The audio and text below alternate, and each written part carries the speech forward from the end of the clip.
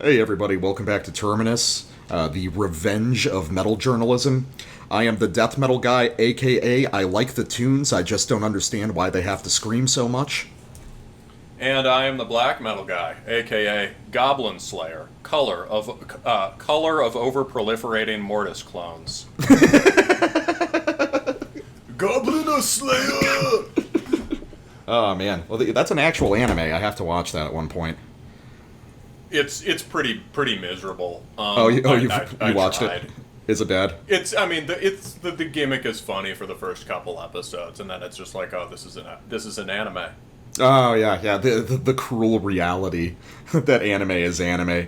I know exactly what you're talking about because it gets me too. And it was marketed as this kind of like hardcore, sort of sardonic asshole hardcore anime. Mm-hmm. And after there's like one or two episodes of that, and then after that, it's, as far as you can tell, it's just like regular schlock, like a children's anime. Yeah. I assume it gets dark again because by the end of every anime, the world is ending and everyone's committing suicide and shit. But yeah.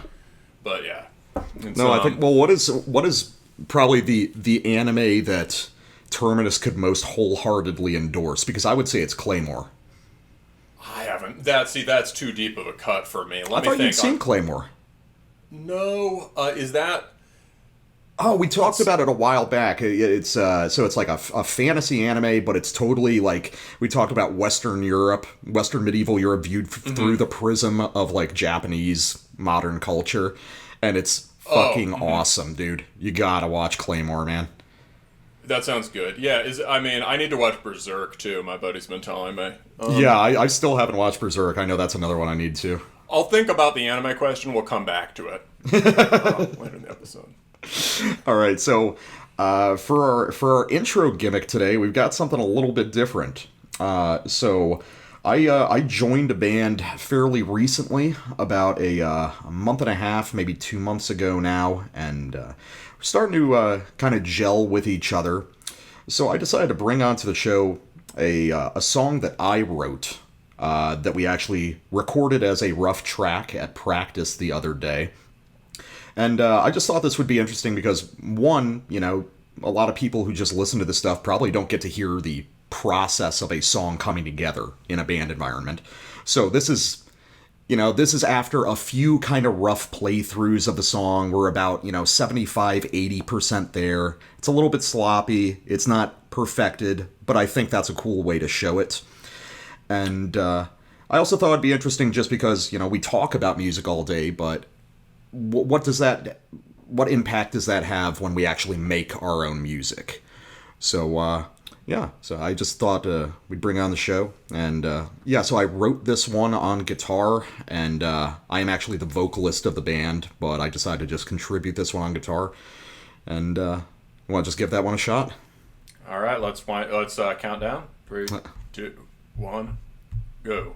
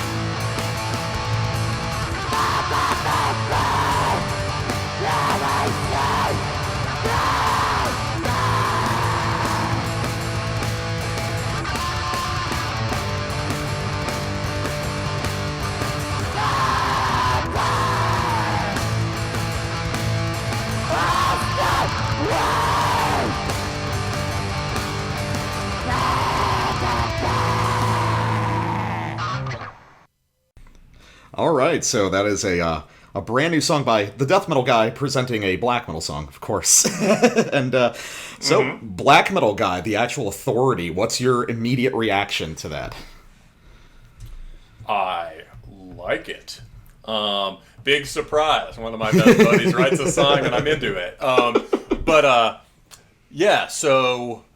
Yeah, you've played this for me once before, although it was late at night and I was probably kind of drunk. So this is, yeah, I like it a lot. Obviously, this is right up your alley. This is you attempting to do your hyper consonant, epic, grandiose kind of secretly metalcore Slavic black metal thing, right? Definitely budget epic, like you say. And yeah. I'm actually very open to saying this is basically a metalcore song with a sort of Slavic black metal aesthetic. Structurally, it's a metalcore song to me. So what makes it structurally metalcore other than the obvious halftime breakdown with bass drum? I feel like double bass. I feel like that one plus the kind of closing breakdown type gesture, and really most of the riffs in that song are sort of stock Slavic black metal riffs, I would say, with little hints of Bathory and Winterfilleth, basically. I'm trying to see do I hear those as the big 1 minor 6 motifs that keep repeating over the blasting. I hear is pretty Slavic. The main verse riff is more like a Satanic War Master riff, which, now that you've finally heard Satanic War Master... I did finally listen to Corellian Satanist Madness the other day, and it kills. Yeah, and finally you wrote that before listening to Satanic War Master. Yeah. Well, I've just listened to so much fucking Finnish and Slavic stuff. Yeah, sure. So, I hear what you mean. I like the elemental simplicity of it. It is, in that sense, this is a metal song. There's just like, here are my 6 riffs, 3 of which are variations on one another. Obviously, people underuse ripping double bass these days. Yeah, they do. That sort of Motorhead rhythm. So I like, especially in Slav influence stuff. So I really liked hearing that here. Vocals are nasty and aggressive, which is good. Not too much reverb. You'd want to lower them and put a little reverb on them. But yeah. So my main point of criticism on this one, from what we talked about before, is basically, I think immediately after it, sort of, there's that you're in the rumbling double bass section, and then you go to a dropout, and you bring in one of your big obvious riffs. And it's, the dropout is cool, but I don't like the way you repeat the riff twice, and then the double bass kicks in, and then we get it 4 times again, and with the kind of deliberately elemental quality of the riff. Deliberate tastelessness. Okay, I'll say it. With the deliberate tastelessness of what you're doing fine, there. yeah. And with the sense that the riff itself, right? The riff itself is supposed to have this kind of funking heaviness to it, right? It's supposed to lurch a little, but it doesn't. The riff, there's in the intervals and rhythms, the riff doesn't have an inherent drive. So that needs to come from something. Yeah. So my suggestion, and the rolling double bass thing doesn't really do it. So my suggestion to you was, I said it before on air, like, do the dropout for 1 repetition, and then either immediately kick to halftime blasts under the riff, or go to a 2-step.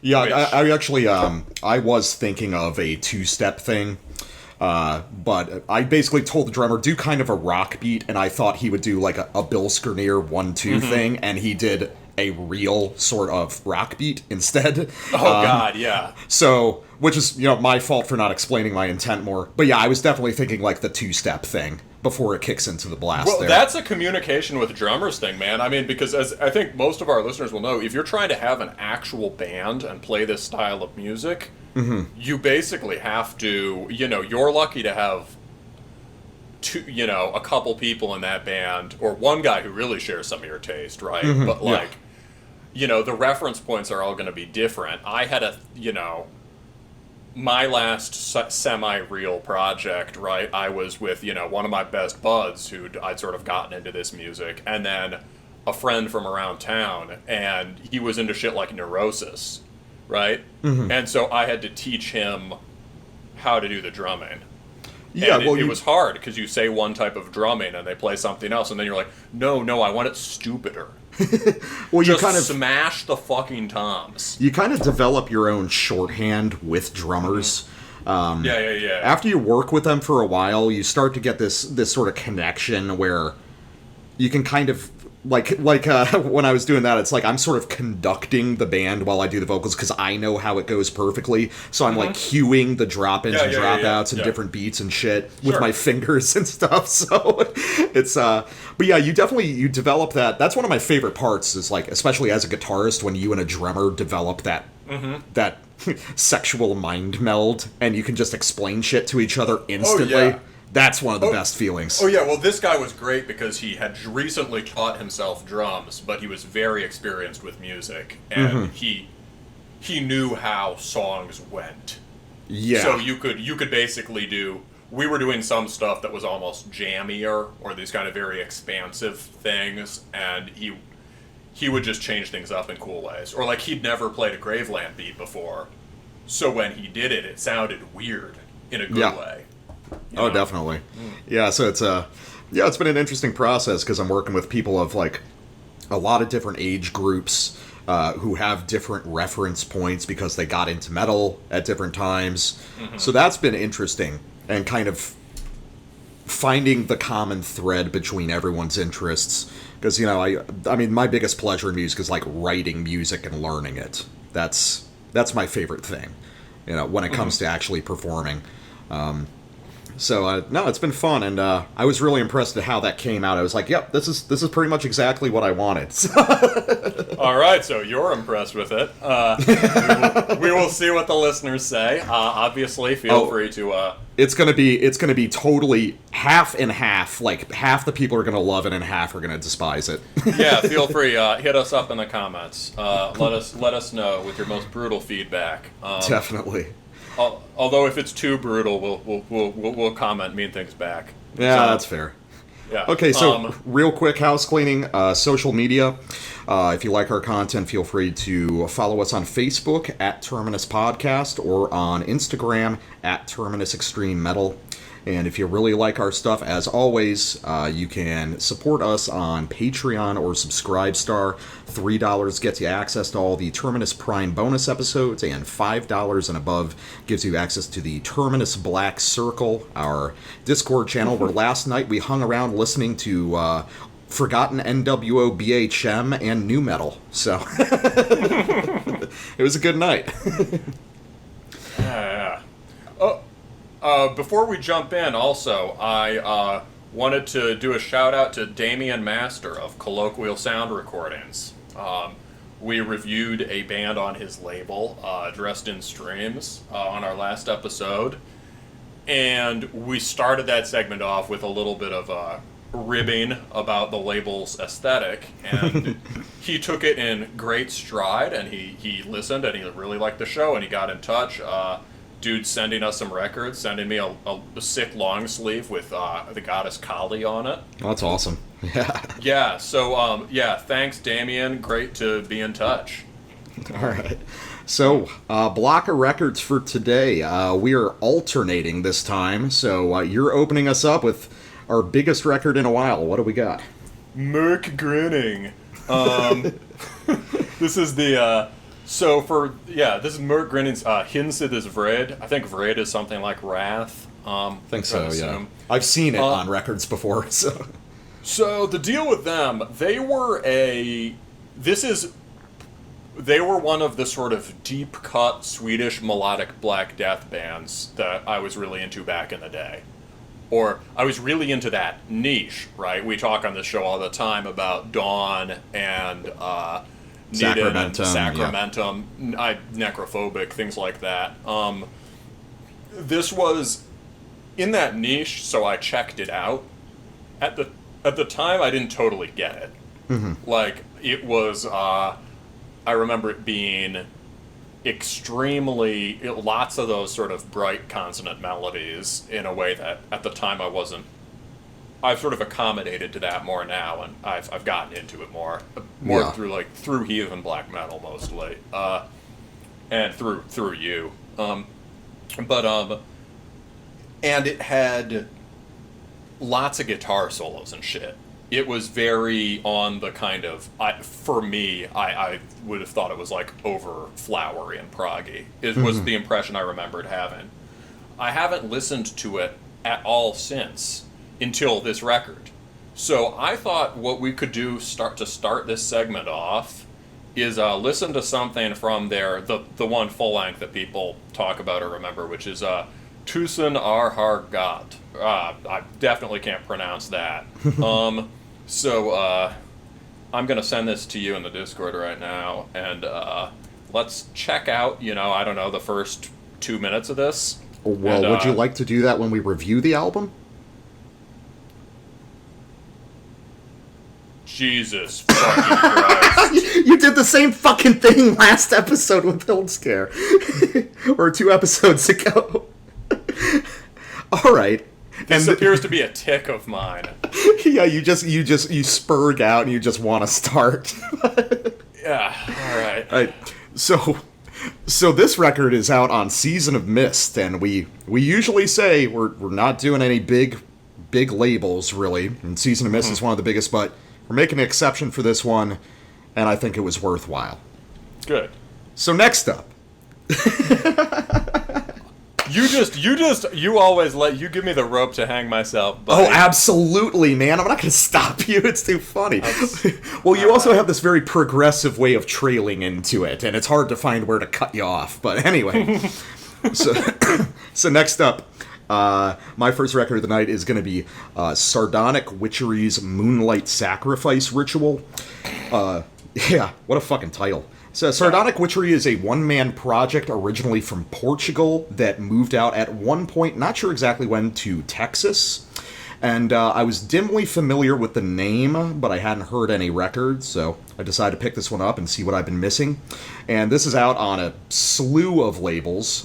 CD is out on War March Records, vinyl is out on Niflhel Records, and then there's 2 tape editions on Warhemic Productions and Worship Tapes. And, spoiler, it's a very good record. I'm very glad that we brought this one on. Yeah, no, this is sick. This is very, this one has very, very high spirit. Definitely. And, which is unsurprising given that the Portuguese those are true believers. Oh, definitely. Right. And what have you got next? Alright, next is Nihil Invocation.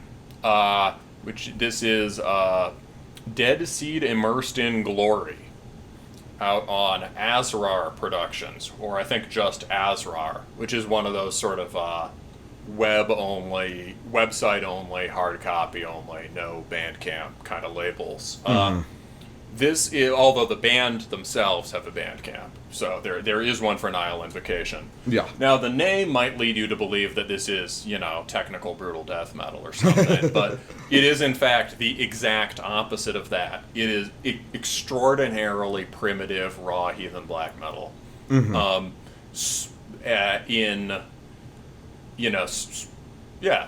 we will see what we make of that. I know I was going to start talking again. I was like, do I have anything else I need to say about this? And now, I think it's an American band, right? Yeah, it is an American project. Yeah. And last one, if you were confused by the last one, this won't leave you any confusion. This is Molecular Fragmentation with Unparalleled Fatal Collapse, which is exactly what it sounds like, a technical brutal death band, an international project between Spain, Estonia, and Thailand. And this is released on Pathologically Explicit Recordings, who also released the Sickening Horror record we covered several episodes back. And for those who have also been paying attention, this features one, possibly 2 members of Induced, who did a record that we reviewed called Capriol on New Standard Elite, which we were really impressed by, and was a very interesting way to kind of point black metal people towards brutal death as something they might actually be interested in.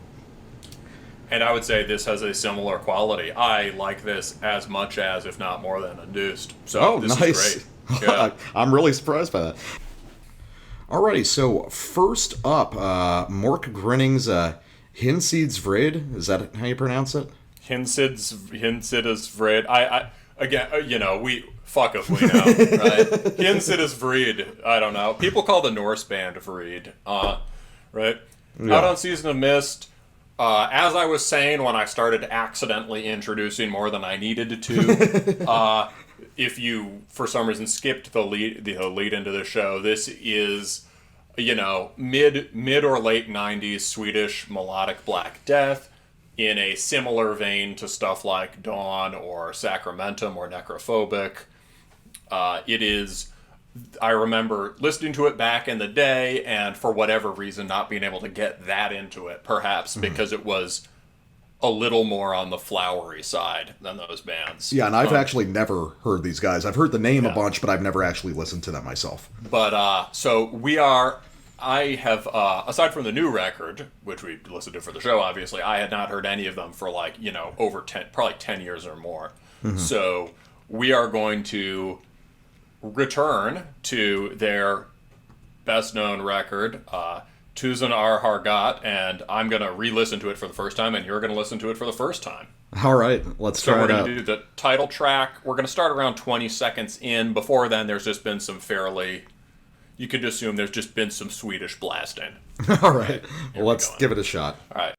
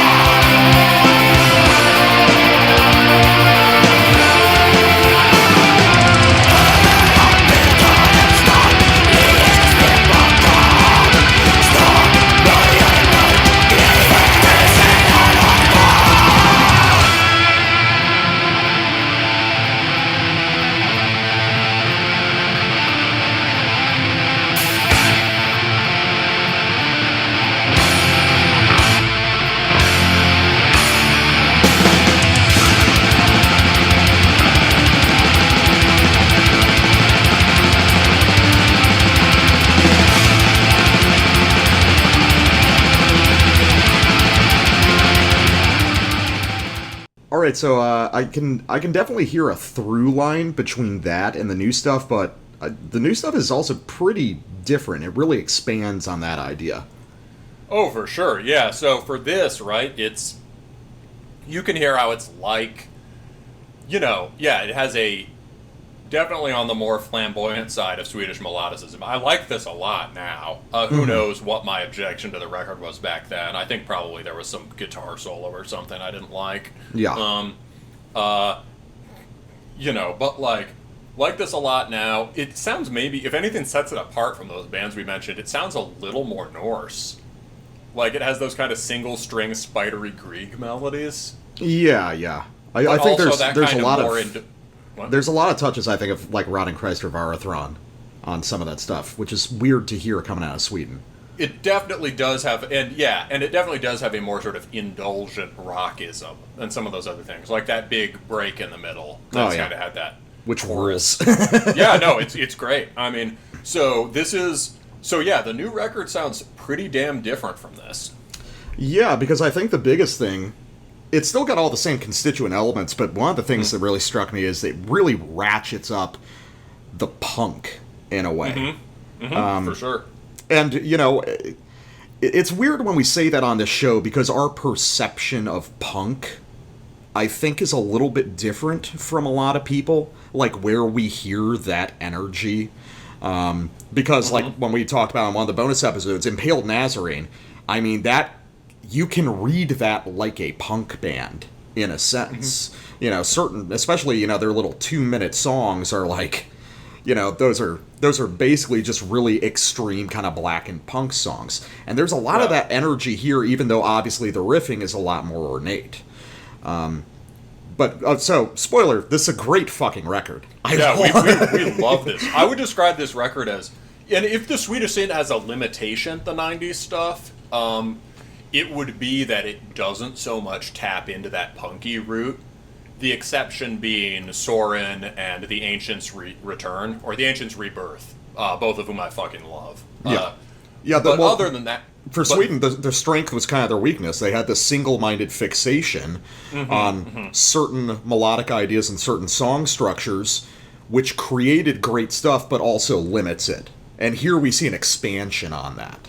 Yeah, it's sort of, and you know, if the limitation of the Swedish stuff was at times how composed or polished it was, this is like, the musicianship is still here, but the record feels just insane. Oh yeah, it's ridiculous. And it feels like grindcore in the same way that Impaled Nazarene does. Yeah, yes it does. And we're going to have a great example of that with my first sample, because I think it's almost a thing. It's like, you know, an album is great on this show when one of us samples just like the opening couple minutes of the album. Oh, for sure. Yeah, it's just like, because you should just like... Yeah. Oh, but dude, you heard this riff. You knew I had to pick this up. I was hoping you would, because if you didn't, I would, because somebody had to. I didn't want to be so obvious, but then by the end of the record, it's like, gotta fucking do it. All right. So there's a little, like, 1-minute synthy intro, and then we get the first track of the album, Faltheren, and we're just going to listen to the first couple minutes of this, and boy, this is fucking just nuke everyone else on Season of Mist right now. All right, release nuke. Even Revenge? Kind of, yeah. I'd rather listen to this than Revenge. Doesn't Revenge have +6 resistance to nukes? They might survive, but they'll be badly injured. There you go. Yes, they get up from the crater. All right, here we go. Let's give it a shot.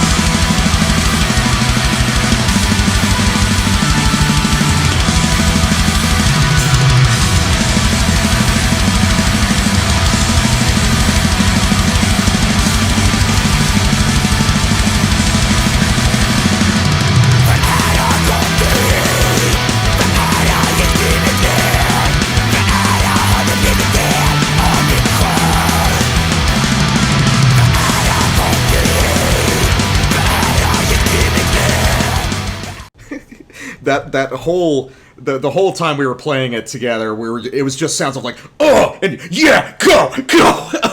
Oh my god. Is this the most Chad black metal possible? Hey, Sven, we need a big riff here. You think you can dial in something that sounds like one of the best riffs DSO ever wrote? The one that goes a little like this? Okay, no problem.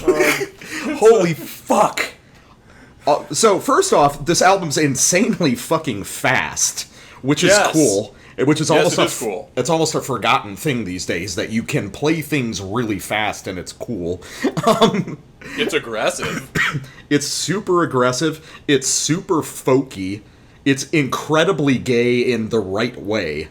It's so fucking effete and flowery, but still super powerful. It's just...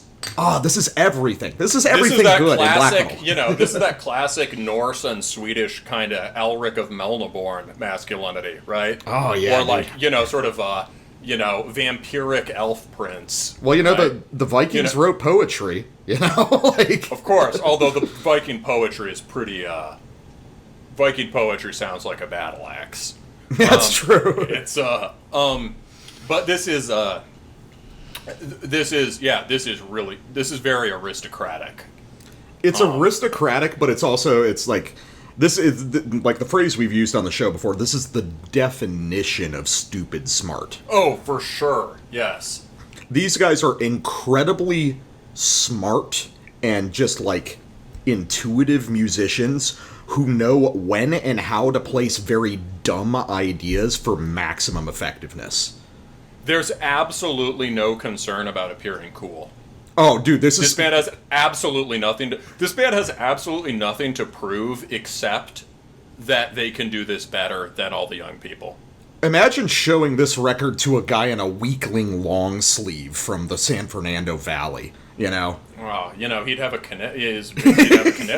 He couldn't handle it. This is... it's just really good. It's got... Yeah, this is very full spectrum also. And a nice thing is that they have like the classic Swedish stuff, there's this nice integration of these extremely glorious consonant melodies and darker stuff, or more dissonant stuff, but never with that kind of disjointed sensation that can happen sometimes when people imitate it. You know what I mean? Well, I think one of the strengths, one of the reasons those sort of like ripping changes in tone work better for me on this record than a lot of things is how compressed these songs are. These songs don't get longer than 3.5 minutes, and a lot of the time they're under 3. And when you're just putting so many ideas in so quickly, that immediately takes some of the jarring quality out of those switches, Yeah, and underneath, it's also because they have more than 2 riffing styles, right? So it's not like, here's our big epic riffing style, okay, Dark Throne riff. There's like a sort of smooth continuum of different gestures. Like at the end, right, when they had that, they brought in there was that sort of folky riff over the D beats, and then the D beats kept going, and then it settled into something more like an Emperor riff, right? Yeah. Well, there's like through lines through it all, and like if there's an underlying mood, it's not this one chord shape or this one chord shape. The underlying mood is just rip. Yeah. Well, I'm really interested now to check out some of their older stuff, because one of the things that struck me is a lot of especially the big kind of folky ideas are extremely reminiscent of Take. But Take's first full length is in '99. Mork Gryning's first full length is in '95. So maybe this is a missing link that I just wasn't aware of this whole time. I think this is in light of where black metal has gone, to Migla on the one hand and to Franco-Finnish stuff on the other, right? This is one of those bands that appears in retrospect to be very important now. Yeah, maybe this is a band. I think it's good that they came back, because now people will listen to the older stuff with this new context, and maybe now they'll kind of get, what they deserve in terms of acclaim. So another one. Another one. I was going to choose this one. Yeah. Oh, you want to do the next sample? Okay. Oh no, I was going to choose your next sample. Like when we were setting up samples, I was going to pick this part. Yeah. Yeah, for sure. Okay, so you already got some of it in that sample, but an interesting thing is, right, It's not siloed off into any one mood or kind of black metal. Some extremely folky moments, but that sound nothing like, nothing like you expect in any way. Oh yeah. This is all right. I'm gonna find it here. This is off of A Glimpse of the Sky.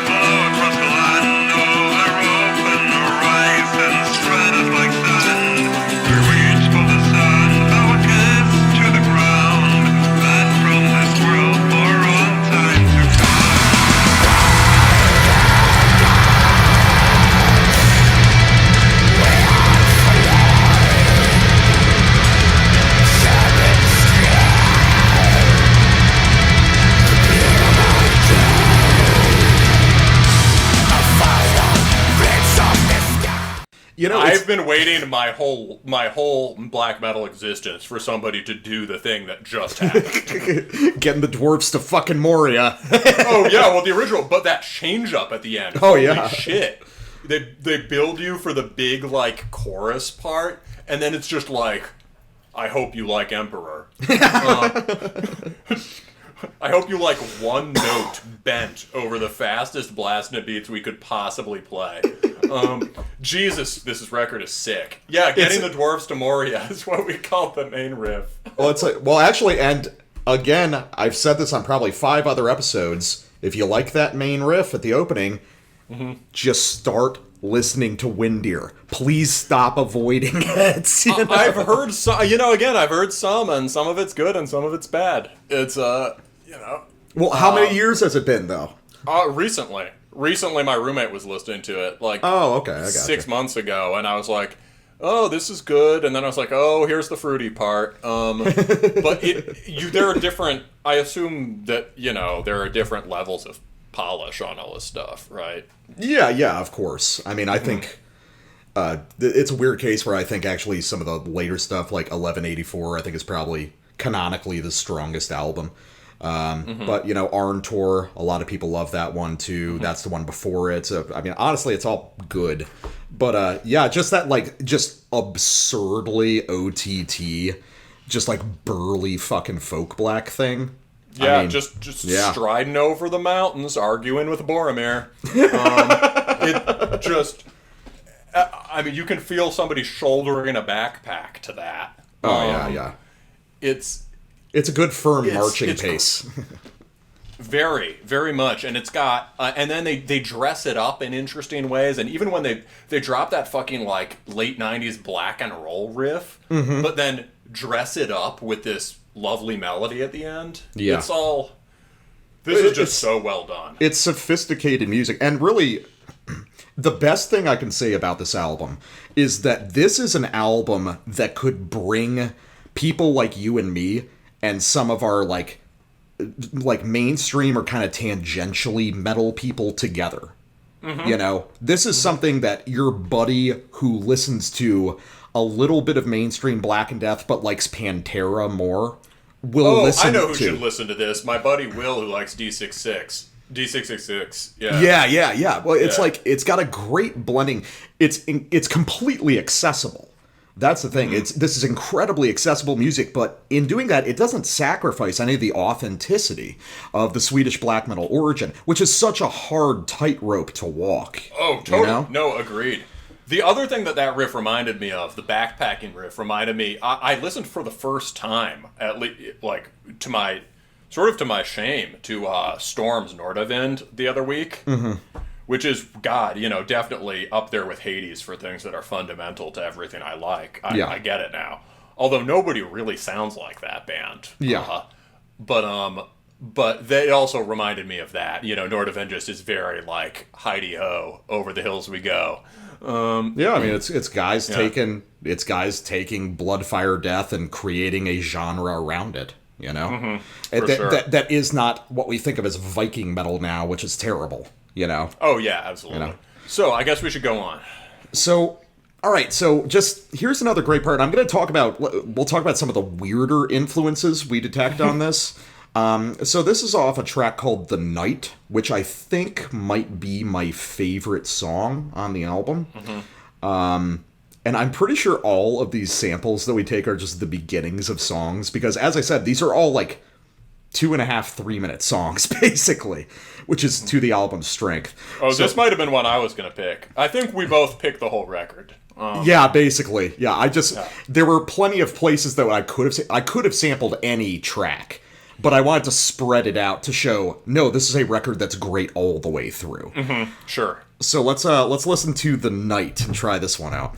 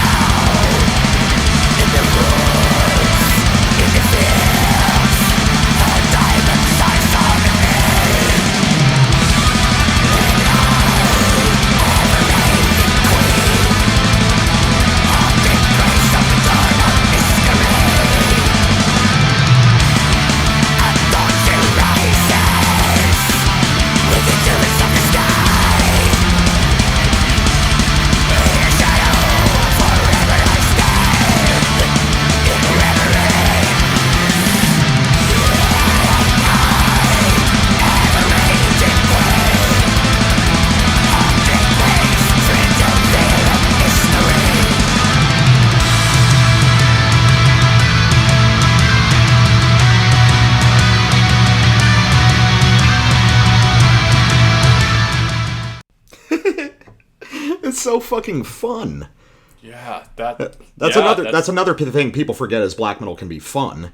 It can be just like enjoyable and energetic and shit like that. Night of the Graveless Souls is fun. Yeah. Catharian Life Code is fun. Yeah. Everything Immortal ever did is fun. Yeah. Including the harsh stuff like, Battles in the North. That's all fun still. Oh, sure, yeah. So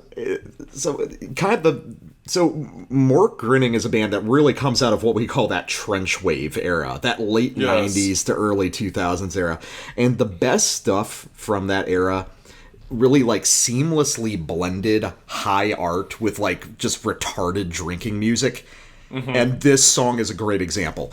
You've got these really ornate sort of take style, just lead riffs in a sense. Sacramentum, probably. Yeah, Sacramentum also. But, sandwiched around this, like, little dumb black and roll breakdown that is still weirdly sophisticated on its own.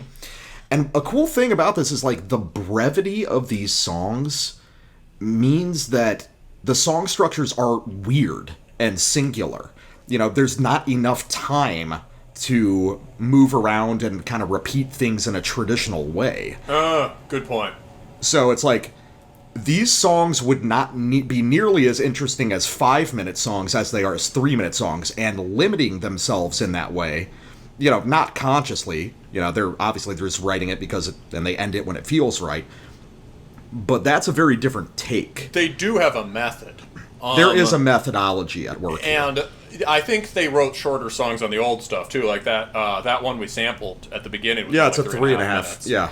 But like that did not have the grinding feel this record does. And in terms of how you move forward from the Norse sound, well, we've talked about how One Way is exactly this sort of neglected side of Swedish melodic Black Death. Mm-hmm. We've talked about, we did a bonus episode on Hades. We've talked about Eternus a little bit. But like also another way to move forward is maybe to mess with it structurally, like this. Yeah. Because my God, when you turn it into grindcore, it sounds totally different.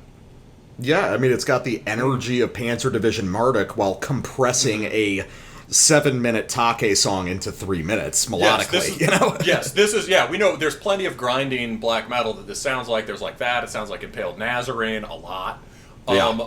But I've never heard anyone do sort of epic, combine sort of epic, fully realized, glorious melodies with that in the same way, And just as an aside, one influence that I wanted to touch on, just because it's a little bit too close to ignore, because this is a record that I've loved, for 15 years, and you just recently listened to for the first time, which is the record by Hiralorn, Legends of Evil and Eternal Death, which is, if you guys aren't familiar, the band that Shocksoul and Hasjarl from Deathspell Omega had before DSO. Yeah. And there were some moments on this and some melodic ideas that reminded me really distinctly of what's basically a forgotten record. So I don't know if that's something they were listening to or it's just kind of a parallel evolution thing. Because this was let's see, Tusanarhar Goddess 3 years before Legends of Evil and Eternal Death. Yeah, but then 98 is Legends of Evil. Maybe they listened to it in the meantime. Because there's something about this proto-Franco style going on. I think their early stuff already sounded... That's what I was saying to you before about their early stuff. Mork Gryning's early stuff sounded... I remembered it as, the Swedish answer to Hiralorn. Mm-hmm. My guess is that instead, remember when you were trying to be like, was Hiralorn had to be influenced by Toka? Yeah. And then they came before Toka? Yeah. Maybe this is earlier than Hiralorn in the chain. Yeah, maybe Hiralorn was listening to these guys. But these guys also, Mork Gryning, I mean, it's fair enough. Have they listened to Hiralorn? Almost certainly. Because the other thing that strikes me, because there was that melody that sounded like DSO to me at the beginning. And the other thing that strikes me about this record is these guys never stopped listening to black metal. Yeah, which is weird because supposedly when they originally broke up, it was because they stopped being so interested in extreme metal. But I think that maybe they picked that back up, especially as extreme metal started to, in parts, get folded towards kind of, other genres of music. It wasn't such an isolated island anymore. But it's interesting because they come back and it's just a straight up fucking ripping Swedish black metal record. So. But it's responsive to everything that's happened since. Which is the smart thing, really smart. So, okay, let's listen to your Hiralorn thing. What Hiralorn thing? Oh, I thought you were going to sample it. Oh, no, I wasn't. I was just mentioning it. No, to listen to all the Hiralorn songs are 12 minutes long, and getting a sample that makes sense for it would be I thought about it, but it's like, fuck it, that's a nightmare. But let's get to your final sample. All right, sure. So, so again, with my samples, there's at the middle of this record, there's some wonderful, just darkly majestic Swedish blasting riff that I thought of sampling, because that's usually the kind of thing I try to sample.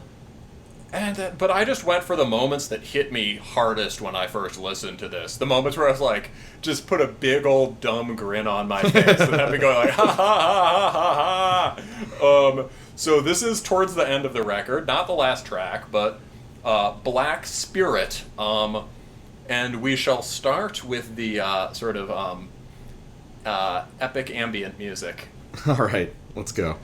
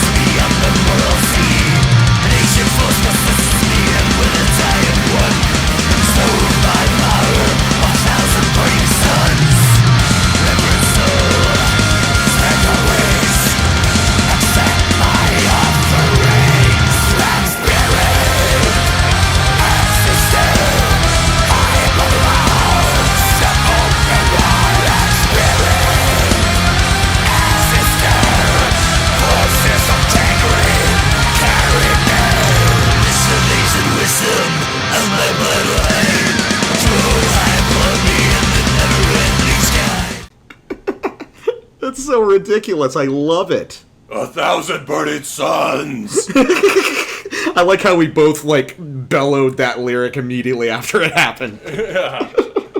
Oh, boy. So obviously what I like there is I guess this is consistent with the earlier thing I sampled, too, with the blasting. There's a really smart, hilarious head fake there. Mm-hmm. It's like you get this kind of, like, bargain basement 300 soundtrack music that sounds like Rotting Christ's Ayala, or you said maybe Behemoth. Yeah, that's.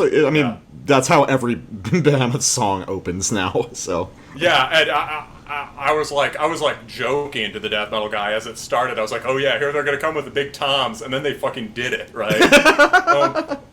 And just when you expect, I don't know, like a new metal riff or like Behemoth blasting, you get just fucking sick black folk punk Impaled Nazarene riff. Yeah.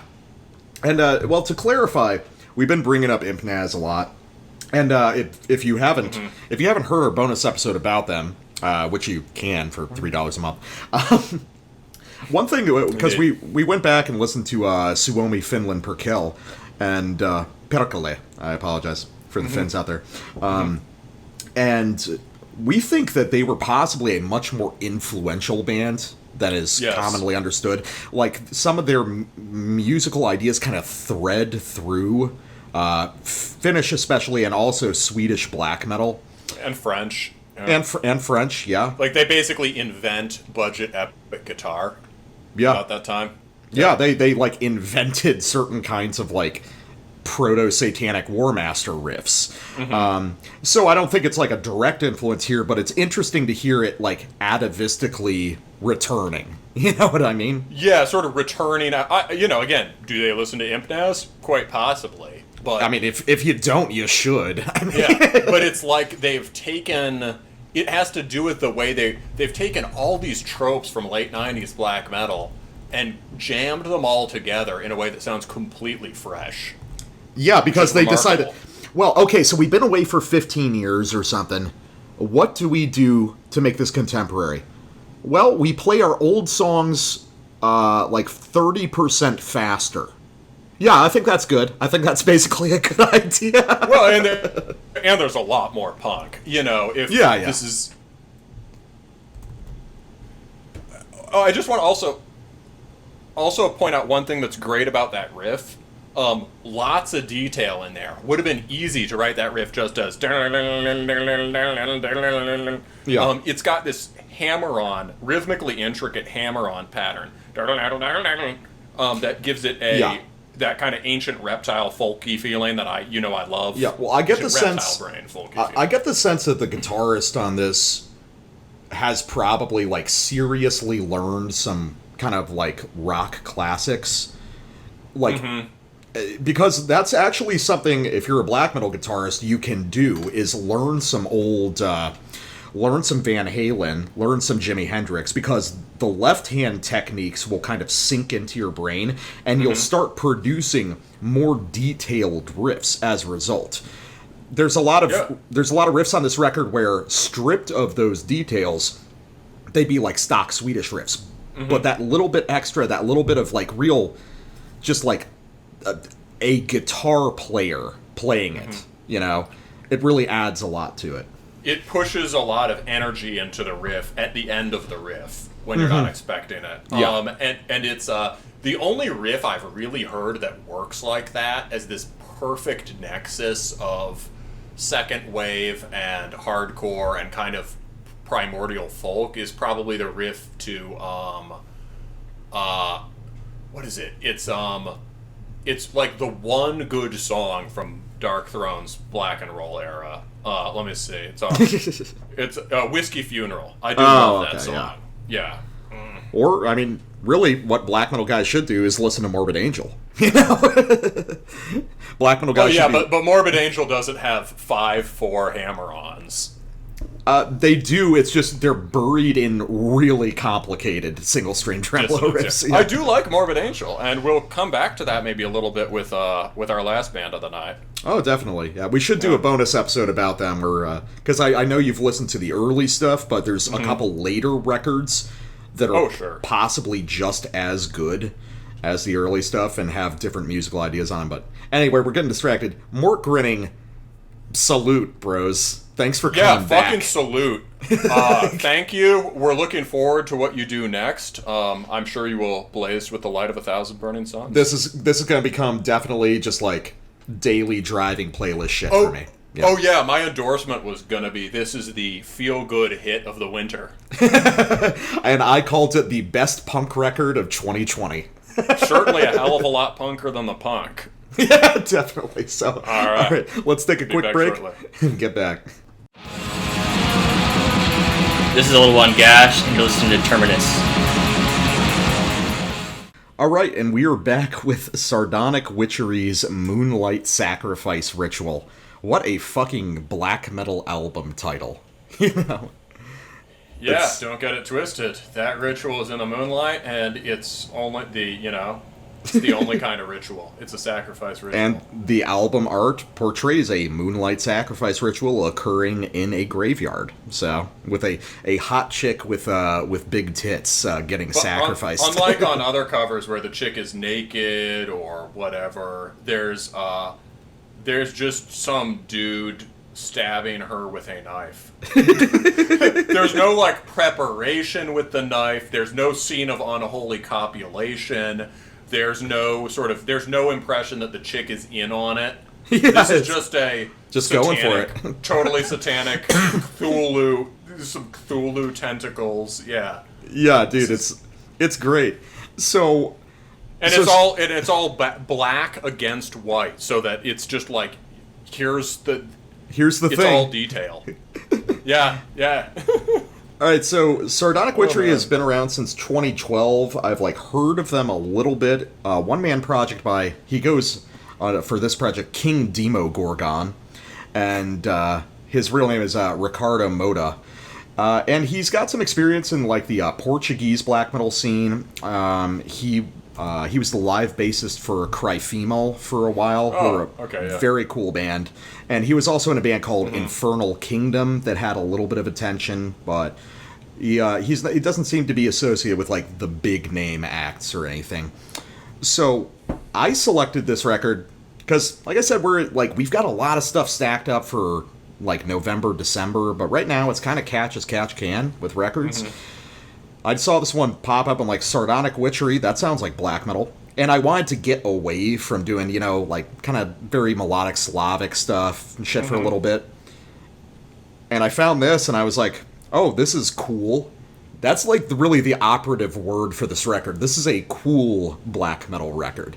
But cool in our sense, not cool in raw vampiric New England black metal sense. Yeah, not sort of like colorful, not suspiciously colorful tapes with another picture of a guy in corpse paint. This is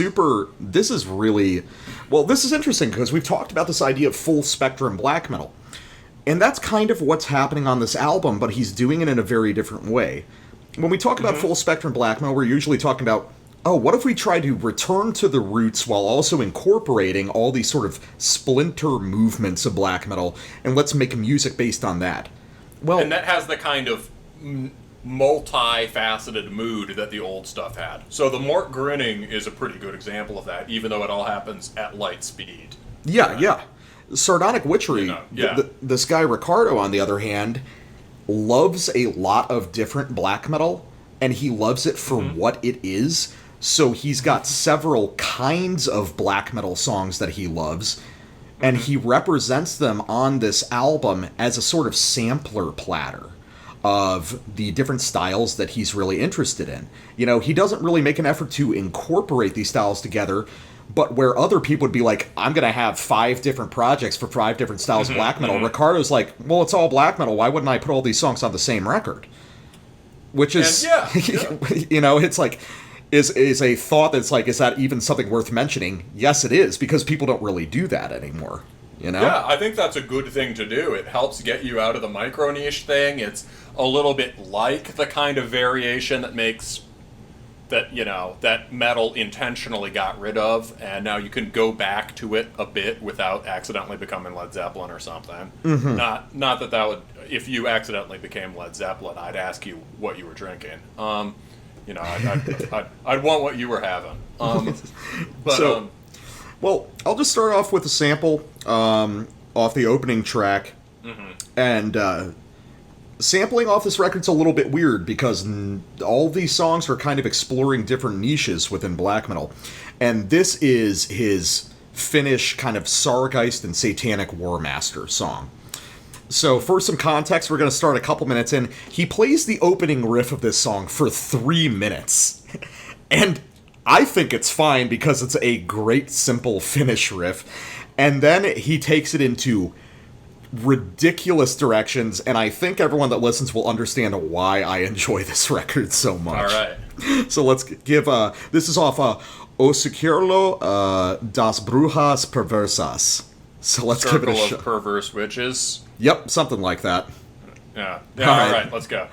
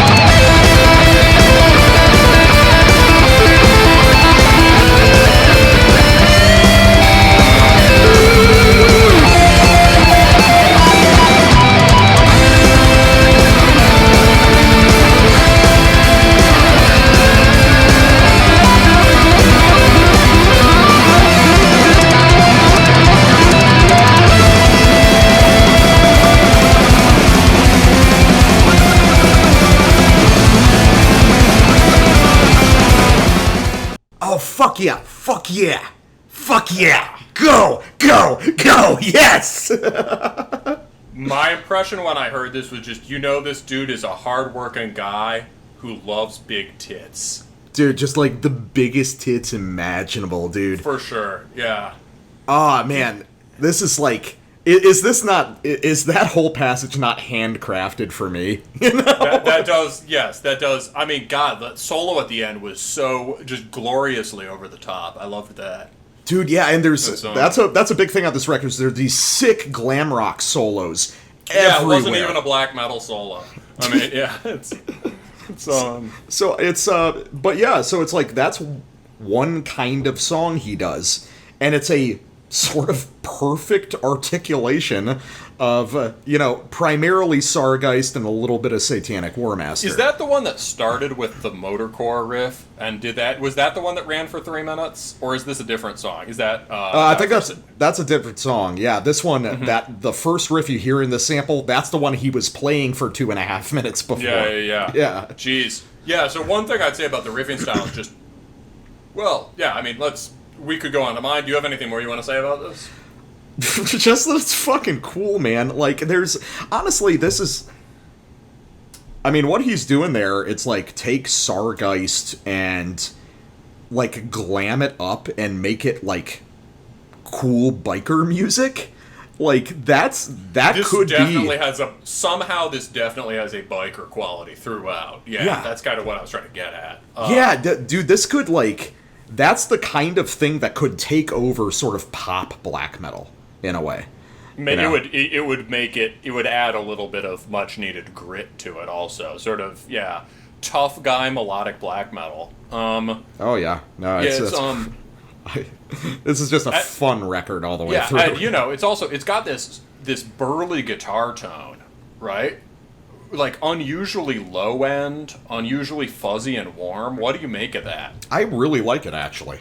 I think it works really well for this stuff. It's I like that it's clean. I think this is music that benefits from a clean production, and I like that added low end. I like that it's not, it's like clearly this is a guy who loves black metal, which is like a part of making black metal that has almost been forgotten. Like I said, I imagine this guy is a huge record collector. And he will buy every goddamn black metal record possible. Oh, if he likes the label, he'll buy everything. Yeah, he will buy everything. He'll buy it in every color because he wants to support the scene. Yeah. He has too many flags in his room, so the garage where he keeps his 2 motorcycles is full of motorcycles. It is full of motorcycles, but it's also full of flags. More black metal flags. Yes, exactly. It's just, I imagine his moving from Portugal to Texas involved the logistics of transporting like 5,000 vinyl records. But yeah, so what do you make of this record? I've been talking a lot. Yeah, I like it. I mean, I think that at times there are certain things like there are certain kind of maybe jarring transitions between riffs or certain kind of things that repeat longer than you'd expect, but I think that's just a feature of this band. And it's part of the idea of like, let's get every kind of riff onto this record. It's definitely, it's blocky music. Yeah, it's just, but it's a little more than just here are my riffs music. Yeah. Because there's some deliberate thing. So I really like repetition in black metal, I mean, so there's something he does where he'll take a stock riff, and at this point I can't even remember what track it was on, but there's something where he just has this rolling, pretty well written, rolling Motorhead hardcore kind of part, and it just repeats it way longer than you'd expect. And there's a kind of, what I describe it as a persistence as a strategy. We go from sick, this is a sick riff, to, my God, the riff is still going. I mean, you'd want to throw in something else at this point. And then it keeps going, and you're like, oh, now I understand. We're committing to this. Oh, it's full commitment. Yeah, so it breaks on through to the other side in a great way. And so this track, Infernal Kingdom, very mid-tempo oriented. There might be there are 2 riffs in this, and maybe, I think, a somewhat more melodic bridge riff somewhere. This is his, like,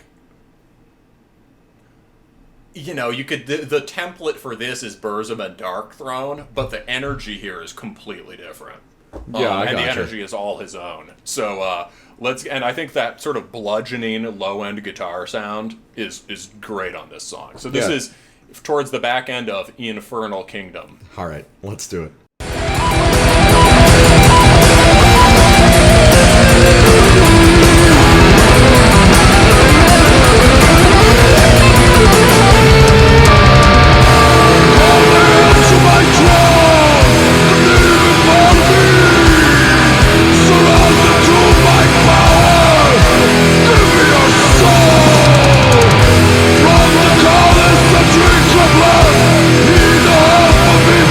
He the half of me,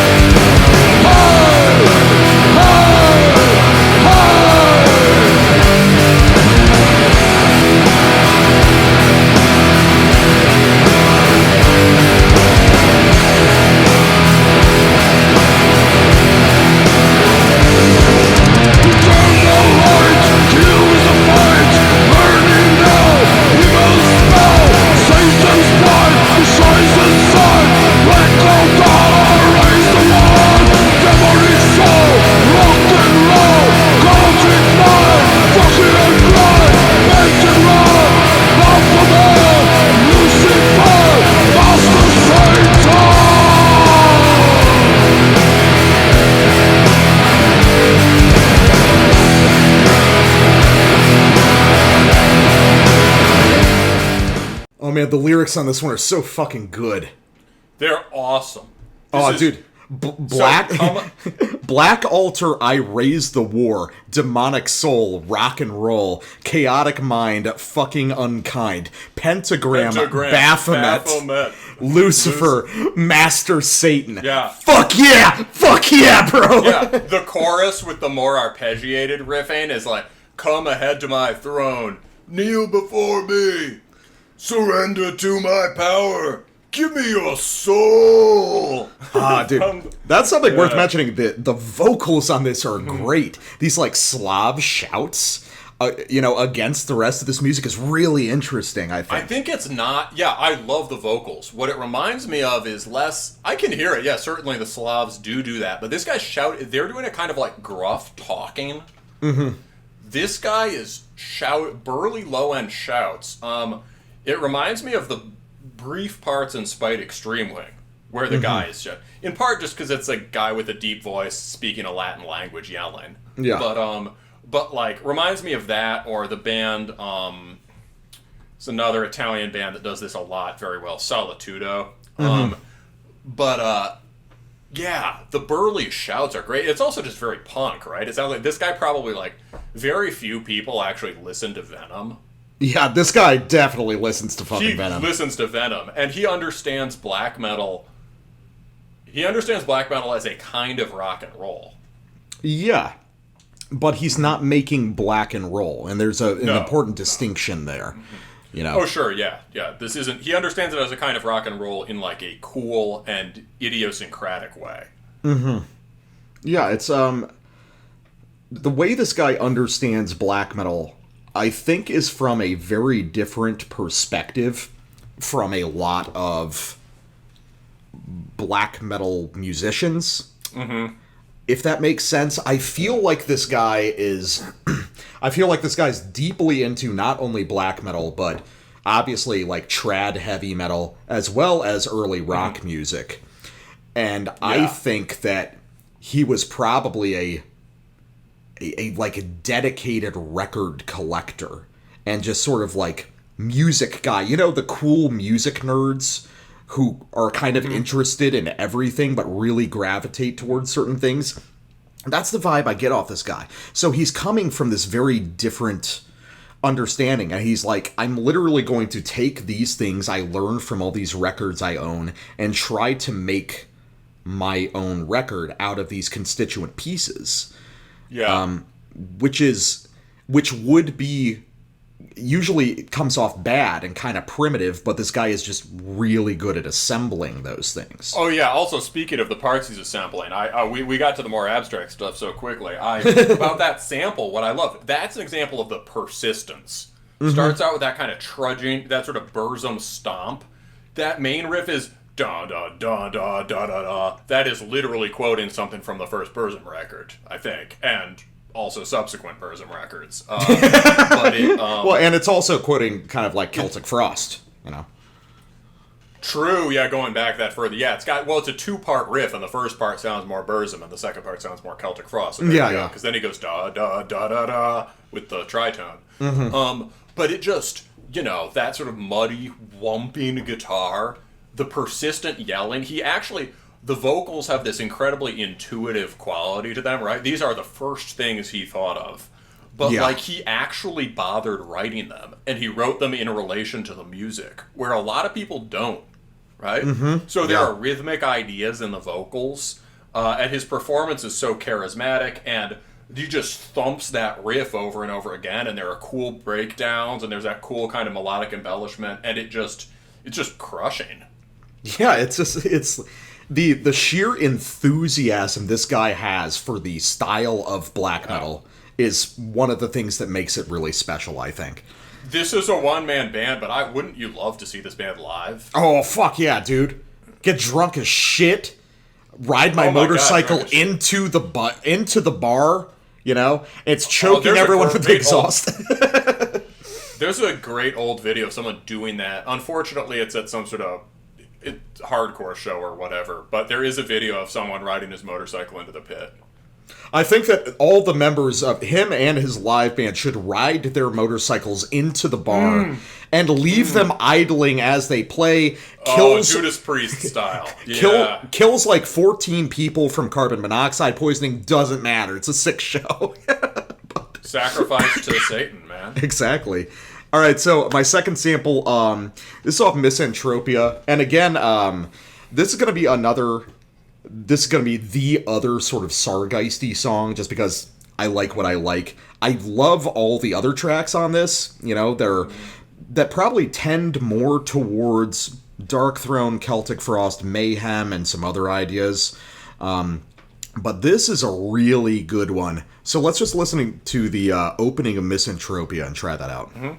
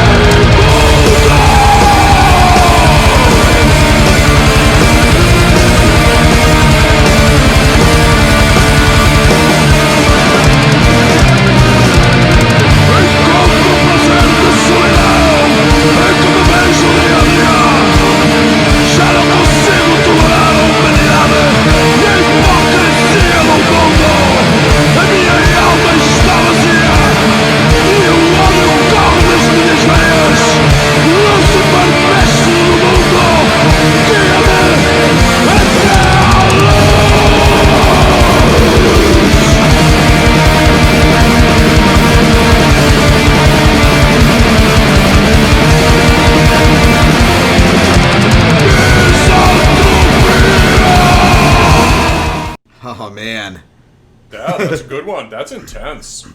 Yeah, that's really extreme in a way, because it's this great kind of fusion of Sargeist and sort of older Swedish melodic ideas, I think. I can hear the Swedish thing somewhat. The thing it reminded me a lot of is Horna, but like Horna if they kept blasting, you know what I mean? Yeah. I always associate Horna with like a mid-tempo part of a breakdown. That's what I always think about when I think of Horna is, the mid-tempo stompy stuff. Yeah, like some parts of Sargeist, they have this kind of more melancholy blast sound. Mm-hmm. Some of the tracks on Sano Yesirla or whatever. But yeah, I hear the Swedish thing. I hear the Swedish connection overall on this record, in part through the guitar tone. Yeah. Well, I think something that interests me about this record is this is a guy who listens to a ton of black metal, and he really hones in on the idea of black metal and probably heavy metal in general as being about guitars and about a sequence of riffs. So he's got this unusually sophisticated knowledge of how to construct modern black metal riffs that still reach back to the old school. But in terms of the song structures, they're still very A-B, very sort of blocky things. So, he's got this, very intuitive understanding of how you write a black metal riff now, but the songwriting is still very rock and roll, which is kind of an interesting idea. Just let's take one idea way into the present and then leave everything else back in the 80s, I feel that. Yeah. For sure. You know, there's been this separation out between second wave stuff and pre-second wave stuff, and in some ways that's natural, because it's almost like there's just a quantum leap and they're totally different things in some way. Yeah. But, like, for this guy, they're not. Yeah. He sees the thread of Celtic Frost and Venom and Merciful Fate through the 2010s, you know? And he really channels that for his music, which is something a lot of people, I think, try to do, but they're usually younger guys and they weren't around for it, whereas Ricardo is 40, so he was there for it, you know? Yeah, and they usually come off as these kind of clunky hybrids between generic modern riffing and generic Celtic Frost riffing. Right?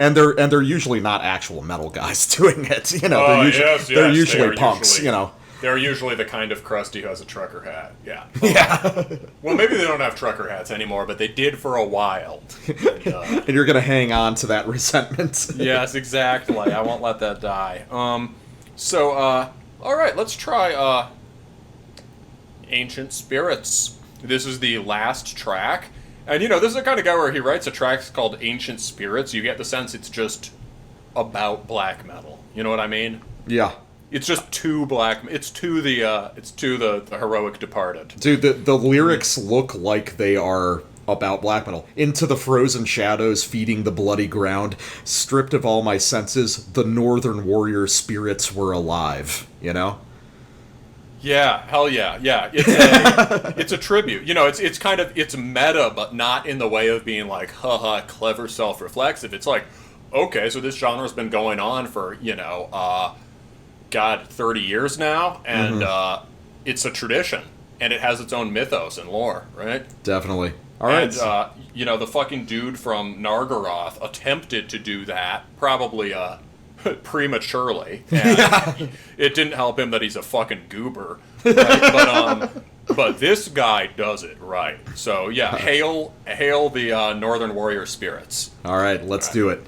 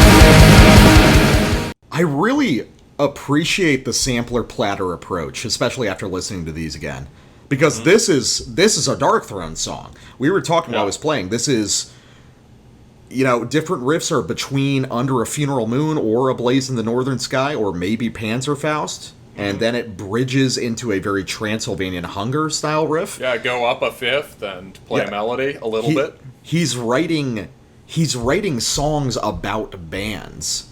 in a way, you know, like all the bands that he loves, which is sort of like a sort of beautiful emotional thing. You know, it comes from this like very earnest place of passion for this style of music, which is so fucking forgotten these days. Like, really, yeah, people like us were so jaded, you know, for this kind of music, but this guy loves it in the same way he did at 18, you know. To be fair, so do I, but I'm the black metal guy.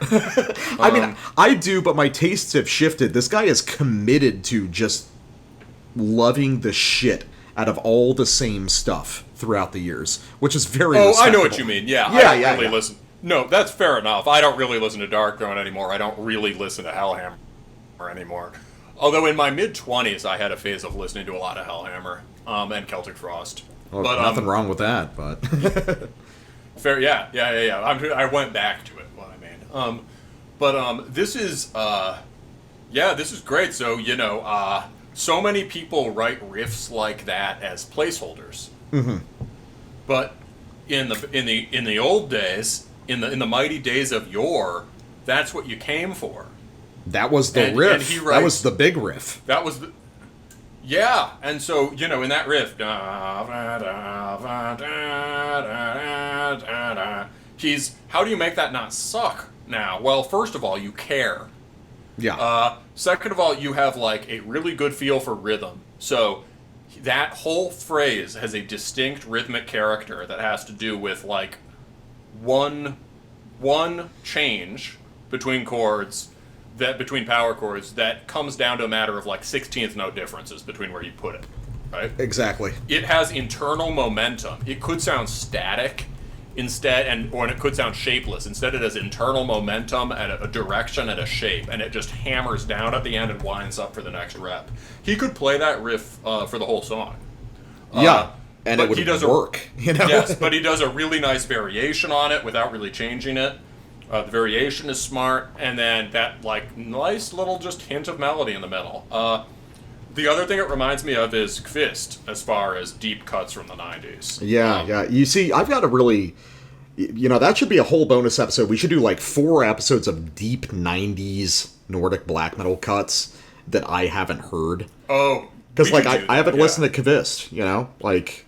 Yeah, you'd like that one. Or you'd probably like it, yeah. I think you'd really like Slaughter Son. I don't. Yeah.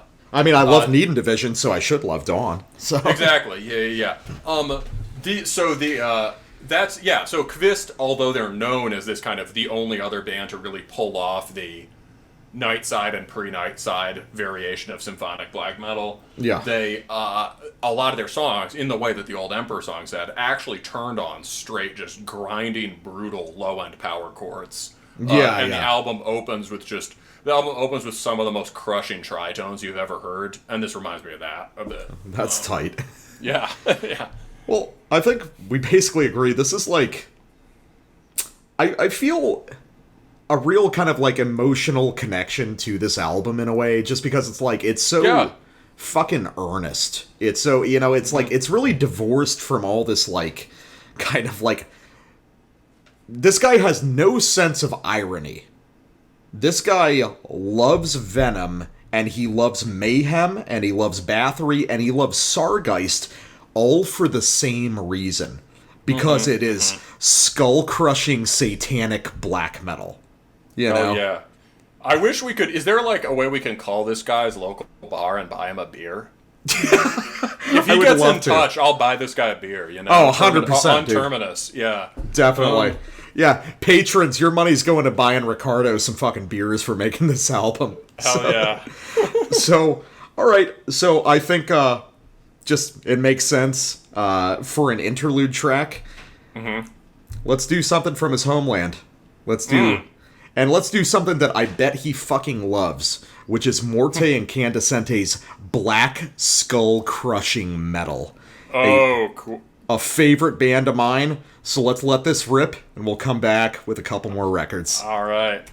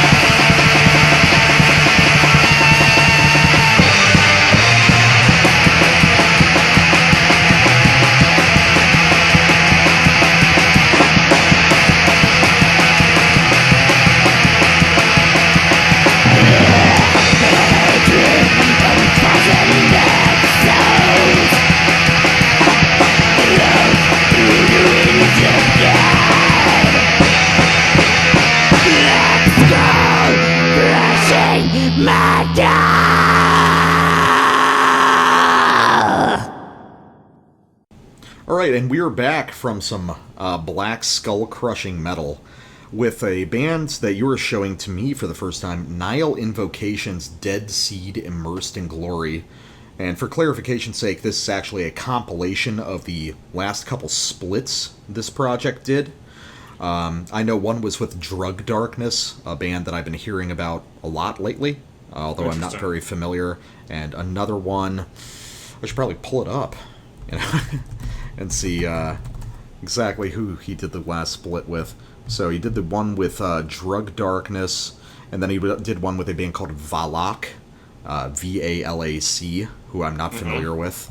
No. And this is a compilation of those two plus a re-recorded song, kind of released as a little EP or something. So is this a band you were familiar with before? Or Not remotely. I assume I saw this on Instagram or something. And Azarar's kind of a up-and-coming label. People talk about them a lot. I'm pretty sure Nidstang distributes them. Nidstang, the label that put out Gruntyred. So this is, hadn't heard at all.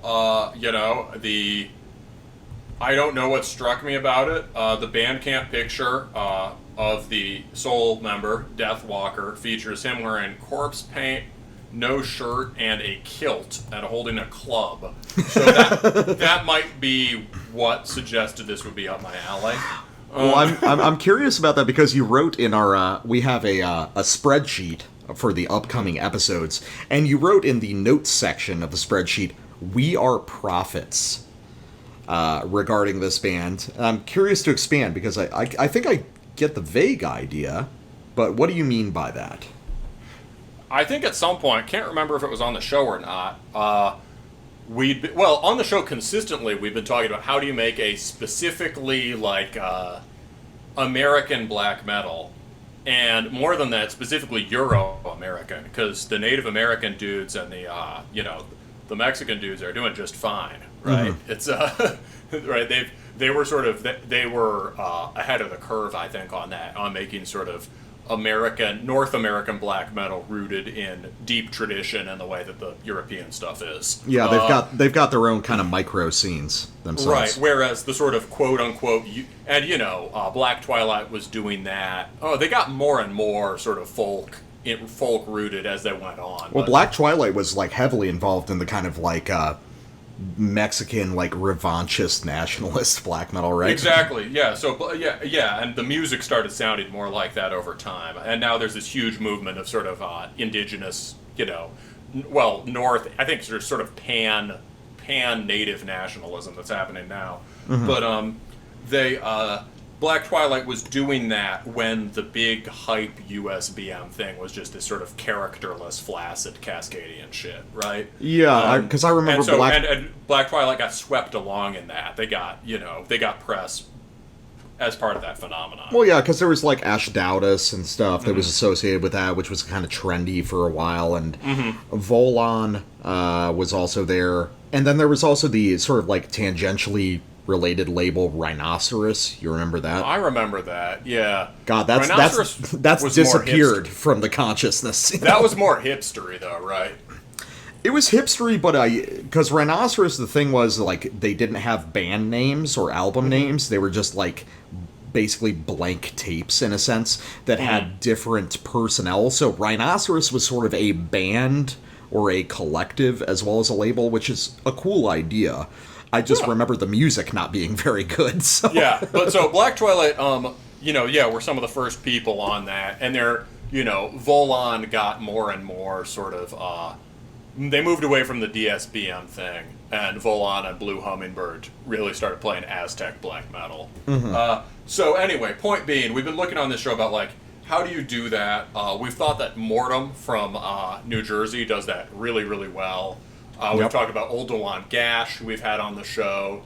We can think of maybe a few more examples off the top of our heads. I don't know. Finn would be a great example. Oh, yeah, Finn. Yeah, for sure, yes. Sort of R.I.P. cowboy. R.I.P. Finn. Sort of cowboy. Finn, Satanic War Master as cowboy music. And this is all kind of... Yeah, so those are all examples. Oh, Rubizal, which is more Slavic sounding and very northern, but they're from Alaska. And so Nihil Invocation fits well into that, but in particular, you and I have been, and we've been talking about this related to like emphasizing pentatonic scales, right? In a kind of elemental Celtic, Scots-Irish hill music kind of way. Which also acts as sort of primitive Indo-European stuff, yeah. Oh, totally, yeah. It just sounds like the first music someone sought out on a fucking fiddle, right? Which also parallels the blues influence that's already been so huge in American music, right? In American popular music. You and I have talked specifically on or off air about someone doing an Americana version of Graveland. I've literally been writing music kind of in that vein, I have recordings, although I wasn't thinking about making it American. But this guy is doing Celtic-sounding Graveland worship that sounds very American and extremely raw and primitive. It has this quality of rediscovering the new world, seeing it not with the eyes of a fucking, Puritan merchant or a Ben Franklin rationalist, but seeing it with the eyes of a barbarian. Yeah. So that's the big statement. Yeah, well, I guess this is interesting to talk about because this also runs into some of my issues with just modern raw black metal in the U.S., which is... that's another thing we've been talking about. Yeah, and I think this is probably rooted, the first discussion we had was like with Oppressive Descent, where I was talking about this like needling influence of like New England hardcore guys doing like raw vampiric black metal tapes and shit that go on to get sold for $60 on Discogs, And some of that's good music. Well, Oppressive Descent wasn't the best example because that's skillful music. That's skillful music. I think you brought it up more with Borda's Rope. Borda's Rope was definitely... I was going to get into that, yeah. Because when I heard this, I was comparing it directly to Borda's Rope. I think that's a good comparison. Because there's clearly something similar going on of this very deliberately hyper-minimal presentation. And this I like better than Borda's Rope. Honestly, like, full disclosure, Borda's Rope was probably one of my least favorite records we've covered this year. But as far as, like, respectable music goes, you get a tier below that, which is just not respectable music, which is, like, cores which we wouldn't have covered, yeah. Or the new Incantation, shit like that. Oh, I see, on this show, yes. On the show, yeah. Yes, things that go horribly wrong. Things that I cannot respect. Borda's Rope is just like, this is just very not up my alley, and I can find a version of this that's better. This is different. This is weird music, man. Very deliberately Borda's Rope, weird. I think, it's weird that we pick on them, but I totally understood your criticisms there, and I think the issue with that band, right, is like, we talked about it as mannered, as sort of like, obsessed with the deliberately trying to reproduce a certain kind of rawness that came much more naturally and off the cuff to the sort of fumbling Slavic black metal demos it's imitating. I mean, I would or the sort of early raw Bilskirnir or whatever it was. I'd say, honestly, probably the access point is LLN. Like... Yeah. That's probably the first thing that most people have heard in that, like, super fumbling tape raw black metal style. But, so this falls in... So I agree sort of with your criticisms about that record. I thought it had some great riffs on it and shows promise, but I agree that the American scene really needs to get past that kind of fetishistic interest in this raw tape sound and get more full-bodied and intense. Yeah. So, well, we'll just kick out a sample. This is off, this is actually the one track that's actually from older in Nihil Invocation's career, called Anguish Migrates and Resides, and this is a re-recording of it for this release. So, let's give that a shot, and I'll talk about kind of like where my reticence is for this stuff. So, alright. So, we're just gonna start with the opening of this track.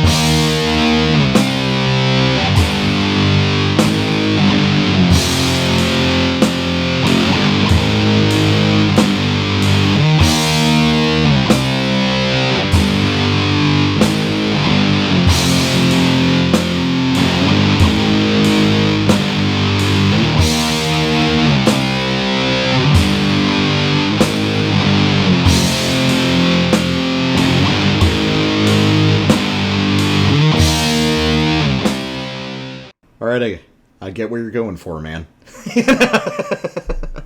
It's, so, this is the thing that trips me up about this project. You've got these sort of, like, weirdly sophisticated riff ideas or melodic ideas, but it feels... Sophisticated? The opening riff, I think, has a sort of a sophisticated melodic idea to it. Yeah. Oh, it's got great writing. It's just, I think he's got a really, really good ear, and it's got interesting chording.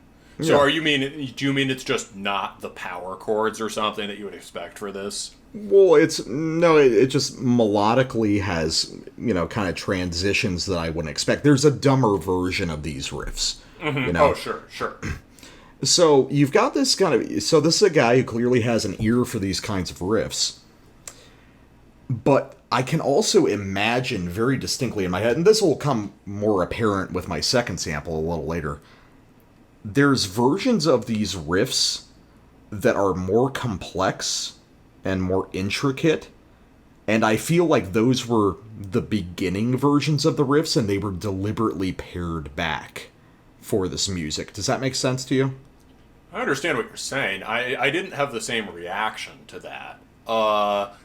You'll have to show me with the second sample.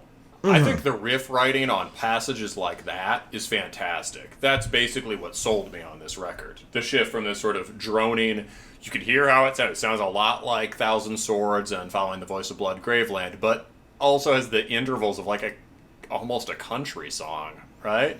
Well, yeah, I talked to you when we did our first bonus episode with Following the Voice of Blood about how a lot of it sounds very Celtic, which is just, the universality of the pentatonic scale. And also, Rob was into sort of Celtic stuff at that time. There's a weird thing where because a lot of Slavic lands are on the former homeland of the Hellstatt culture, if you want to get really old, Bronze Age stuff in that land often is Celtic. Celtic art, Celtic shapes, Celtic swords, things like that. But yeah, no, there's an interesting dialogue between Graveland. Oh yeah, there's a whole conversation about Graveland and Primordial as it relates to Irish and Celtic. The back and forth between Slavic and Celtic aesthetics, which I think are really compatible. Yeah. But so here, yes, he's got this sort of primordial Celtic thing, and then that kind of like lurching, dark kind of doom. I know you're going to get more into that, but lurching heavy riff. I think that's a great transition. I do agree. I wouldn't ask for anything more in either of those riffs, but your big criticism was about the drumming, right? Yeah. So this is, I assume... Well, actually, I don't think it's a drum machine. I think he is playing it on an electronic drum kit. Because there's some slight timing inconsistencies, which are probably not programmed, but it's clearly sampled drums, so that's why I split the difference. I call it an electronic drum kit. So these are simple riffs throughout this record, which is fine. But we can provide variation, and we can provide more depth to those riffs through rhythmic variation. But there's this really resolute commitment to just absolutely binary 1-2 drumming on this record, which is just like, I feel like it's almost, you're committing so hard to a certain aesthetic that you're missing the opportunity in the songs. Does that make sense? I get that. I think my version of the complaint, I'm not really bothered by that in the way you are, but I think that's because you pay more attention to rhythm. Yeah, that's fair. But I kind of am, because the problem with all of this American Raw stuff is that it has a muted quality. Yeah. That was really evident in the Board as Rope, right? It has it's walking pace, and because it's influenced by kind of incoherent and fumbling Slavic attempts to make aggressive black metal, the game of telephone means that this ends up just sounding not aggressive. Yeah. And just not, and it doesn't all have to be aggressive, right? That style of playing, right? So there's just the sort of basically timekeeping beats. There's no question that they could be a lot cooler. And also, you could just hit the drums harder. And hit the guitars harder. there's a kind of trudging, downcast, almost casual mood to the music, which I guess relates maybe to the attempt to make a kind of folky sound, but it certainly doesn't sound like stripping down to your bare chest and getting ready to club someone. Well, I think that one of the things a lot of these bands are missing that would make it immediately more American and more compelling is the sort of like swing timing feel of a lot of early American music. That first sample had it. It's got it. Yeah, it's got it in the guitars, but it's not echoed in the same way by the drums. It's not, it's not dragging on the drums the way that it needs to. You could play it up for sure. Yeah, you could do a lot more to push. You could do a lot more in the drumming and just the intensity of the performance to push this out. To have it come out from behind the aesthetic veil that it's currently behind. Yeah. So let me do one of my samples. Sure. So I think this is one of the other strongest. I really listened just to your sample, Anguish Migrates and Resides, and to this before I chose it. But this also, I think, as far as the Americana Graveland primordial folk black metal thing, this is the other top one. So this is just from the title track. And this is also just from the beginning.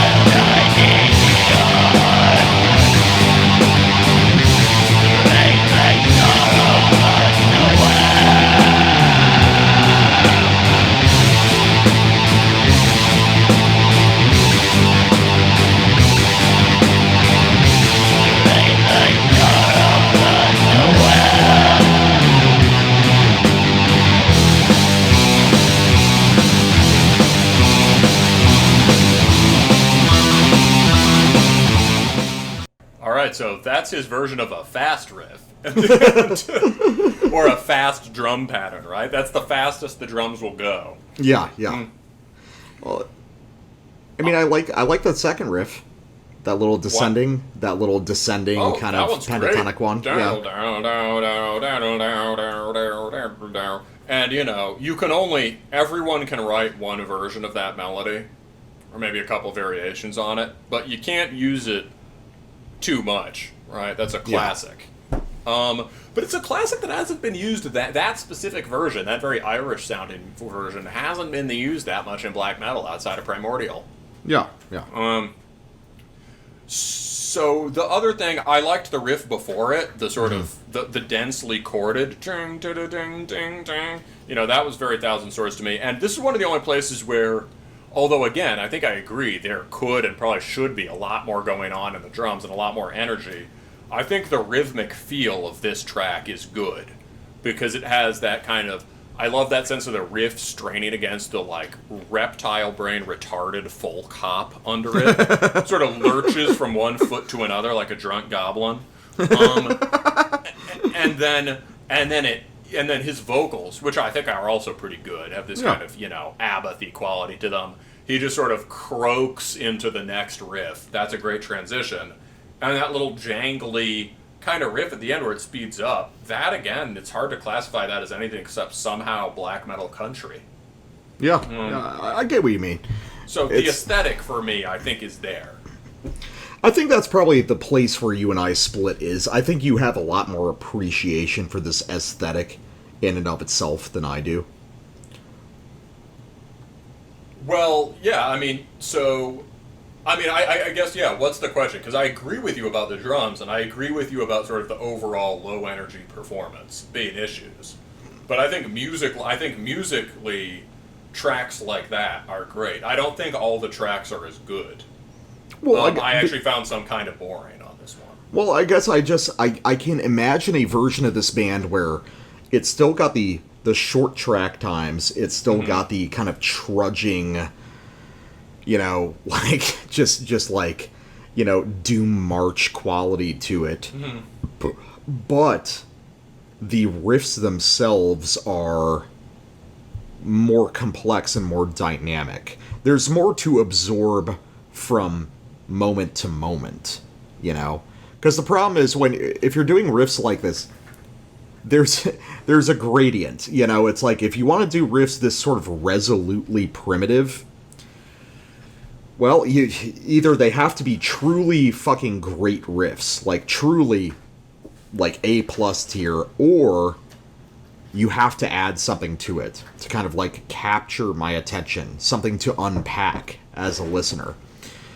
And I think that, I don't think that either of us, you like repetition and I don't have a problem with it, but I think you are more forgiving of it in a lot of situations than I am. You know what I mean? Yeah, sure. I think, in some sense, I think the trudging... So, you could have the trudging quality. You could have, and you could have the whatever else about it if you had more going on than the riffs. Similarly, I think you could have riffs pretty much like this, and if there were more energy, more going on in the drums, it would sound a heck of a lot better. That said, I agree with you, there's plenty of room to grow here.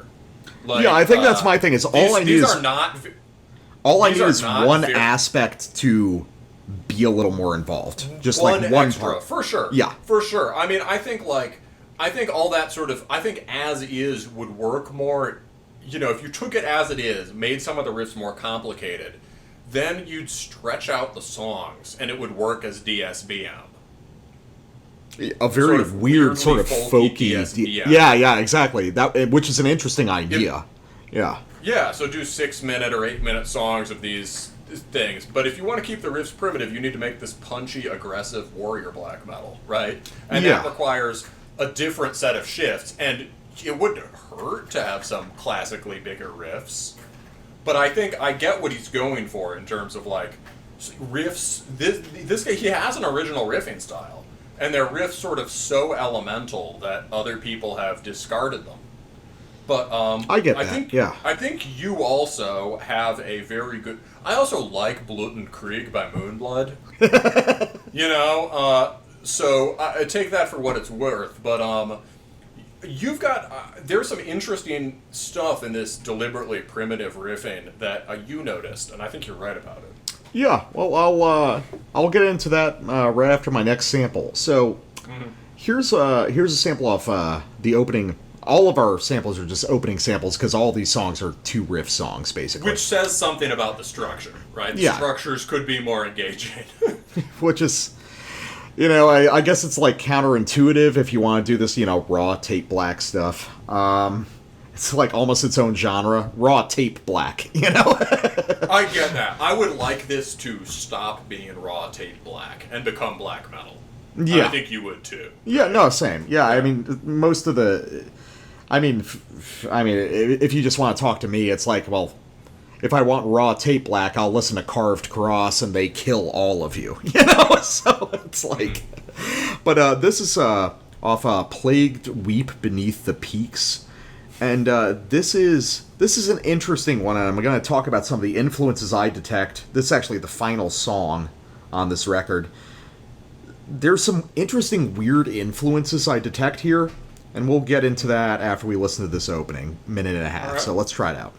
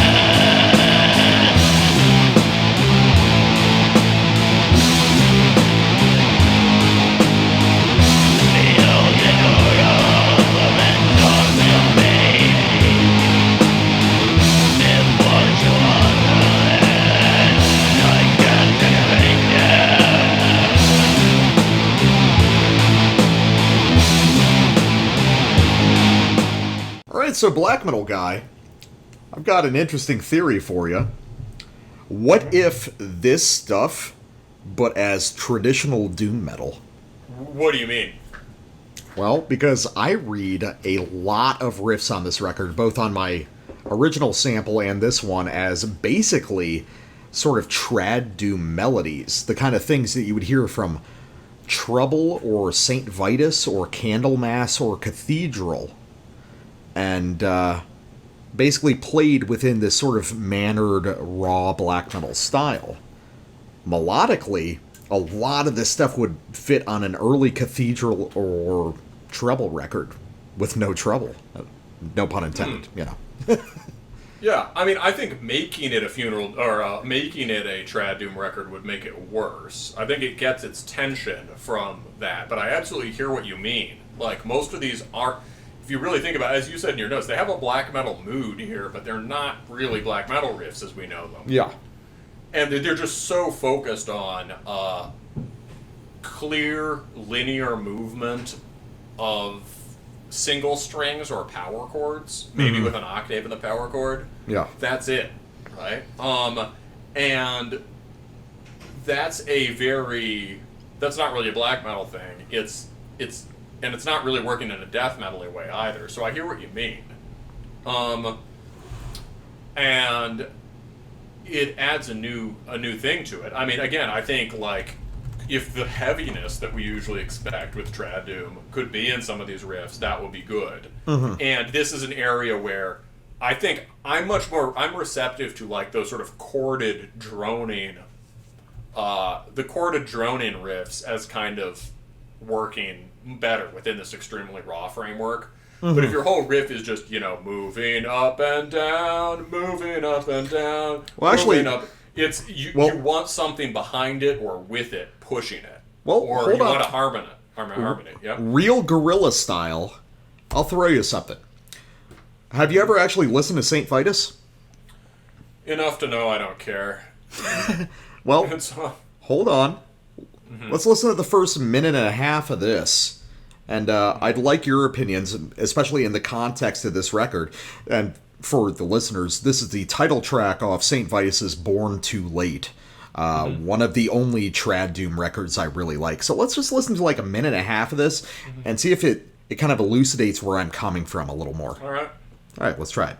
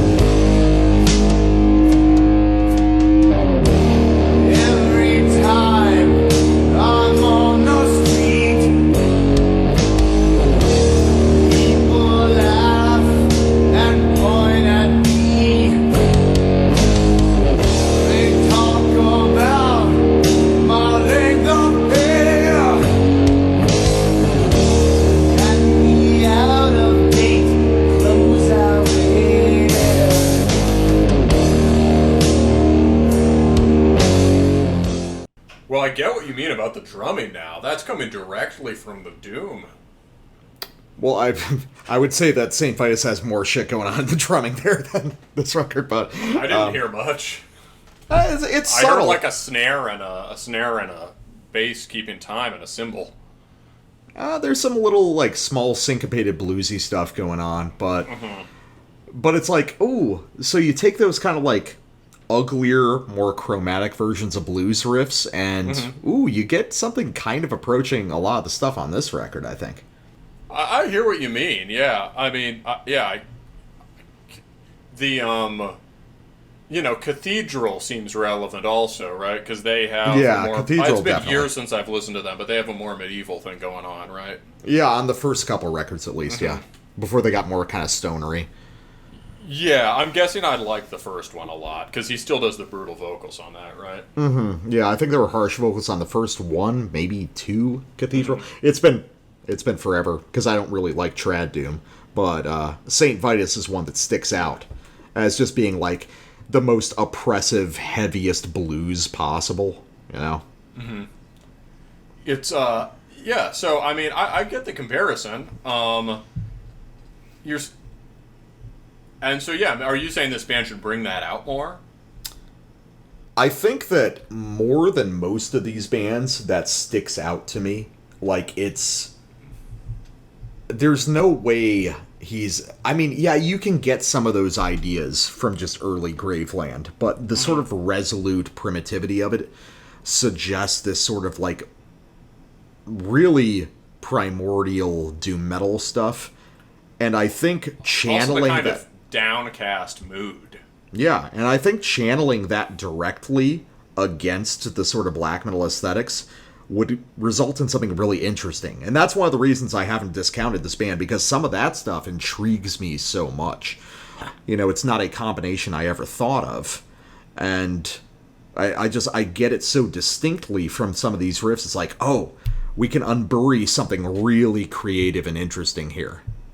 Oh, I think this is an original band. I really like the ideas that this guy is working with, pretty much all of them. I think, yeah, I just want it to be louder. louder, faster, more thumping on the drums, more yelling. It's, yeah, I mean, I think we have a pretty clear position on this sort of tape black stuff and the way it needs to step out of the shadows. Definitely. But let's go to One Arose from Weary Trail. So this is, again, the beginning to about a little under 2 minutes. All right, let's try it.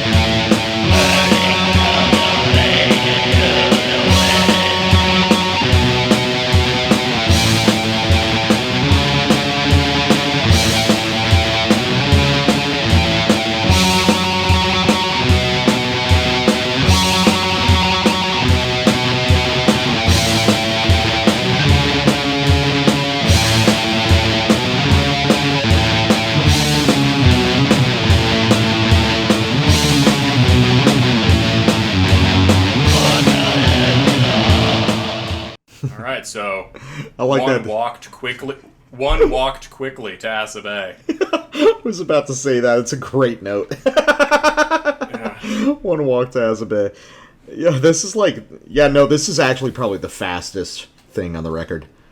Mm-hmm. But so apparently in the notes you can hear the kind of doom thing going on in that weird opening riff. I mean, just that sort of emphasis on this like ridiculously sparse single string trem that when you get it in black metal, it's either like arpeggiated melodic playing, or it's maybe kind of a reference to death metal, kind of early single string stuff. Yeah. I like the idea of like sort of sawing away on a single string. The dissonant kind of riff at the beginning was pretty cool, I think, and very unusual and weirdly shaped. Some of those other riffs, though, are just kind of... The ones that follow it up are a little bit just too... Bad? Moving up and down... yeah, bland. Too moving up and down a scale. To do much without... If you're going to have those, there definitely needs to be more going on. Right? Well, I think the problem is, for a lot of these guys, and I've run into this myself, because I've done, you've heard some of it. I've done resolutely primitive stuff myself. I did some early demos with a band of mine where the objective was literally to, how primordial can I make extreme black death metal? Literally, songs with 2 chords as a whole. You can do that, and then it's all about implementation. There's no melodic ideas on this record that are bad. But I just... the one we just heard, the major key thing was bad. Yeah, at the end of that, that was pretty bad. But interesting, gesturing to major key, happening a lot right now. Good idea, but I think it was it's a misstep, yeah. Right direction. Yes. So when you do that, hyper primitive shit, for instance, what I did with my old band, so how do you make it interesting and govern it? Well, it's all about pacing at that point. And it's all about these sort of ephemeral qualities of the music. It's about production, it's about pacing, it's about how you organize it, And you have made some god-awfully boring music. Oh, no, I in definitely. Your youth. Yes. Oh, definitely. In my youth, I've made some terrible, boring music in an effort to imitate guys who do very primitive stuff, but I didn't understand the intricacy that went into it. And then, 7 years later, I figured out, it's about these sort of ephemeral qualities. How do I bring those out? So there's a ton of potential residing in this band. I just don't think it's... I don't think it's really evidenced very well on these songs, I agree, yeah, no, this is probably... I don't know if this is one I feel super compelled to listen to again, but I would like to hear something else from this band that expands on the best things here and just goes for it. Goes for the throat, makes it more, takes it out of this jangly lo-fi thing niche and says okay, how can you use these ideas and these impulses to make extreme metal? Yeah, no, I think there's a ton of potential within this sort of raw tape black style, I think this is far more, stylistically, this is far more original than most things in that style. Definitely in that niche, right? Most of which are takes on mutilation. Yeah. No, definitely takes on mutilation or old LLN stuff in general. I think there's in a very positive sense, I could say there's a very unique foundational melodic idea on this music that needs to be expanded upon. Because I can listen to this guy's guitar playing and I can tell he's slumming it super hard. He can play way more complex stuff than this. That's one of the issues I have with the raw tape thing. Is a lot of these guys are just pretending to be worse musicians than they are. But it's dude, I know you can play guitar. I'm not telling you to do fucking tech death riffs. Just let's punch them up and see how we expand on these melodic foundations and make something really special and possibly wholly original for black metal. Yeah, those charmingly raw, inept tape demos already exist, so the challenge is how do you meaningfully draw on them to make something... Hey, to realize the to realize the vision that those fumbling tape makers were grasping towards. Exactly, Right? because Yeah. at this point, everyone is too good a musician to do that again. You know what I mean? Yeah, so, I mean, on the whole, I'd say I generally approve of this band, and I approve of the overall aesthetic and ideas, and I would like him to make it sound much more like he is menacing us with a war club for writing a somewhat negative review. Well, Nihil Invocation, I'll say, I like some of the ideas, I question the execution, listen to Tear Stained, and get back to me with some ideas on that, you know? What is Tear Stained? Tear Stained was a very interesting band who did sort of Merciful Fate meets modern DSBM stuff. Weird. Yeah, very weird, but very cool. If I remember correctly, all clean vocals, which was a very dramatic idea. Yeah, Right. actually, give that a try. Let's do Nihil Invocation with all clean vocals and see what happens. You know. All right. Oh, yeah. Doing these as sort of ballads, that would be jangling primordial American black metal with ballad singing over them, folk singing. That'd be pretty cool. That'd be kind of tight. Yeah. All All right. right. Let's Take take a a quick break and get back with our final album of the night. How's it going? Connor here from Oncology, and you're listening to Terminus. All right, and we are back with our final album of the night, the usual brutal death metal tumor at the end of a Terminus episode. But this time we've got Molecular Fragmentation's Unparalleled Fatal Collapse. So, as I said up front, this is an international project between the USA, Spain, and Thailand. And, importantly, the guitarist, Oscar Ortega, is also the guitarist for the Induced record, Capriol, that we covered several weeks back. And I believe that the vocalist Ivar Kierman, who is the vocalist or the ex-vocalist of Balsabub, who did one of the best extreme brutal death records of the past 10 years with The Sickness of the Holy Inquisition in 2016. I think that he may also be the vocalist for Induced, but it's not confirmed. And rounding out, just for the sake of the listeners, we have Prachaya Fadungthin from Thailand on drums, who's been in a few bands. I remember he's the ex-drummer of a band called Splattered Orgasm that was pretty cool back in the day, did a couple EPs. So, as usual, I'll kind of kick it off to you. Apparently you really enjoyed this one.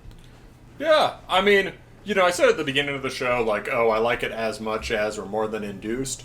I guess it's hard to totally measure, but maybe it's just sort of catchier than Induced. Certainly less black metal-y than Induced. And there are more kind of standard slam moments that I can be kind of give or take, that I can take or leave, really. But, you know, Induced has the very weird kind of blast beat slams that just stretch out for like 2 minutes or whatever. I like those. So, in some ways it's more conventional. Maybe I can imagine listening to this more casually than Induced. Induced kind of suggests, like, intense, like, in the dark, in your bedroom on the headphones You have to be listening. pissed as fuck when you listen. Yeah. For this is more like kind of fun.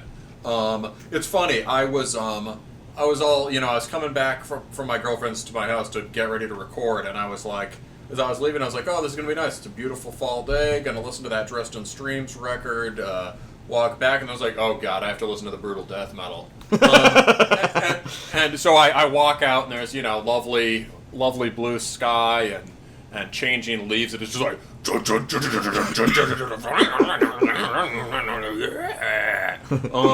and it's... and I feel fine, because it's really good. And it's... I think what I like about it is similar to what appeals to me about Induced. That is, it's got this kind of very raw playing. Like for this style, kind of a very raw sound, abrasive guitar sound. And this kind of, well, you've said before, I like riffs that sound, I like a guitar style that sounds like sort of pulsating energy or something. Yeah. Yeah, so the trem on this are like these sort of blurring Balrog whips of tremolo that are really cool. And they kind of bend a lot, and there are a lot of idiosyncratic breakdown and slam parts that I can get really into. And I think there's a kind of melodic air on this that reminds me at times of Morbid Angel, and like Induced, I think this is kind of convergent evolution with Diocletian, who've been getting faster and faster. So I think, let's get to some samples. Yeah, we'll get to some samples. I think that one of the things you're hearing, I think you really appreciate the guitar style of Oscar Ortega. Yeah, I guess I just like this guy's musicianship, yeah. And he's got, I will say, a very idiosyncratic kind of guitar style for the style of music. And as a little bit of background, Oscar, who I was not aware was the guitarist on Induced until I looked it up. It's like they're sort of anonymous, but it's also out there. So Oscar is just this sort of like Spanish madman for like stringed instruments and brutal death. Like just in 2020, he's put out like 3 or 4 releases with several more the year before. He's your hired gun. It's like, oh, let's do a brutal death band.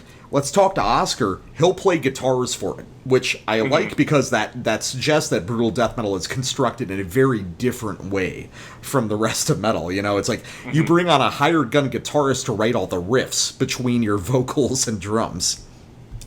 So let's check out my first sample, and this is going to be off of Subatomic Mass Particles. And as a quick note, this is an insanely fast album. The entire album is basically over 300 beats a minute, and this one here is at 310 based on my count. So let's check this out real quick.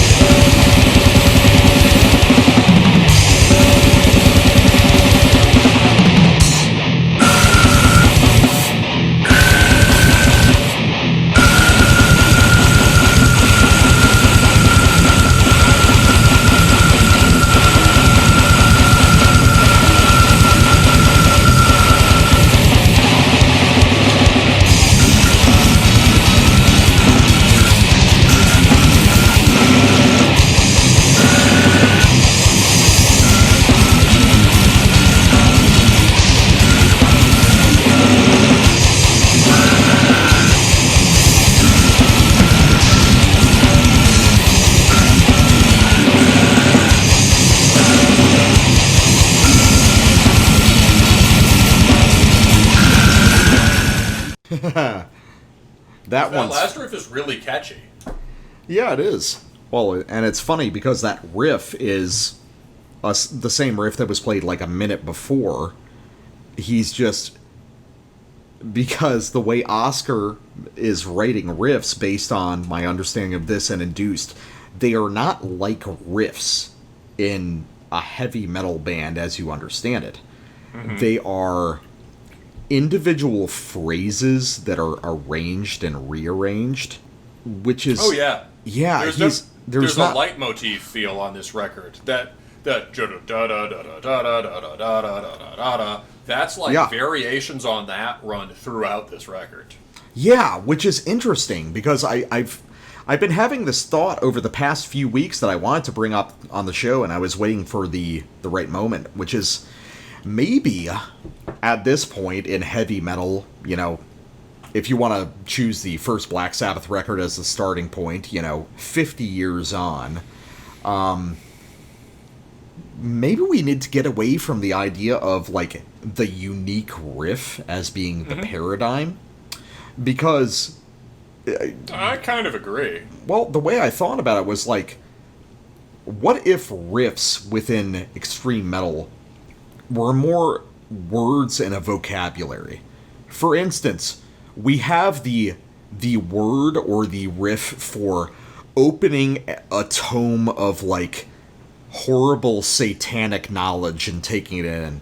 And that's the opening riff, or that's the big riff on Buried by Time and Dusk by Mayhem. We've got that riff. We have the technology to express that idea.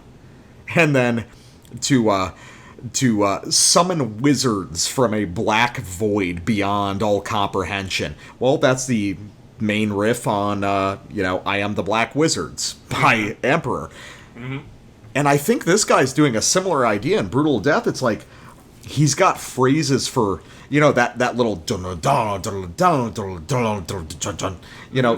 is the phrase for, like, incomprehensible, like, ecological destruction or something. You know what I mean? Yeah, I see what you mean. Yeah. Yeah, so it's like, what if we... Kinds of phrases that are tethered to certain feelings and that you should be sort of allowed by the fans to rework, and the emphasis is on the... not just the unique spin you're putting on it, which we already, at this point in the craftsman era of metal, right, we talk about that on the show so much, right? There's this unique spin on this standard riff form. But more than that, the idea that, like, you sort of, thinking of them less as, the unit is less, I have transformed this individual riff, and it's more as, here's how I'm using these kinds of riffs here. Or a very structural idea of how to create these songs. I mean, it's kind of like how D-beat works, or D-beat would work if it were better. Discharge, right? Because Discharge's riffs all kind of do stand out on their own as riffs. Yeah. But which is what makes them amazing.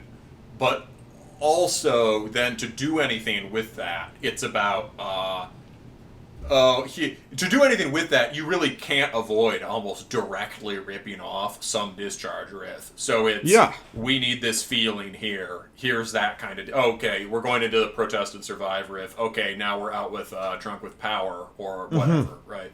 Yeah, I mean, like, because, rock bands don't worry about, are they cloning a chord progression? Why should we worry about copying phrases that are just common to... That's true. Black or death metal? I've heard that specific riff on other Brutal Death records you've played. My guess would be it might be Induced, but I think even aside from that... Oh, no, that's a standard Brutal Death phrase. I think the originating place may be a band called Deranged, if you've ever listened to them. Nope. Deranged are an outstanding Swedish brutal death band. There's a whole kind of that sounds Swedish... inherently interesting. Oh, fuck it, I'll pull it up real quick. This won't necessarily have it, but Deranged is a band that a bandmate of mine turned me on to. So, let's see. What would be a good song? None of those wussy song titles now. Oh, okay, so I'll send it to you. This is off of the record called Plainsfield Cemetery, and this song is called Stab and Hack. So let's just listen to the first, like, minute and a half of this. So this is about Skyrim, right? Actually, Plainfield Cemetery is where Ed Gein stole his corpses to make dresses out of. So, So it's first minute? Okay. yeah, Three, first minute or two, so. 1.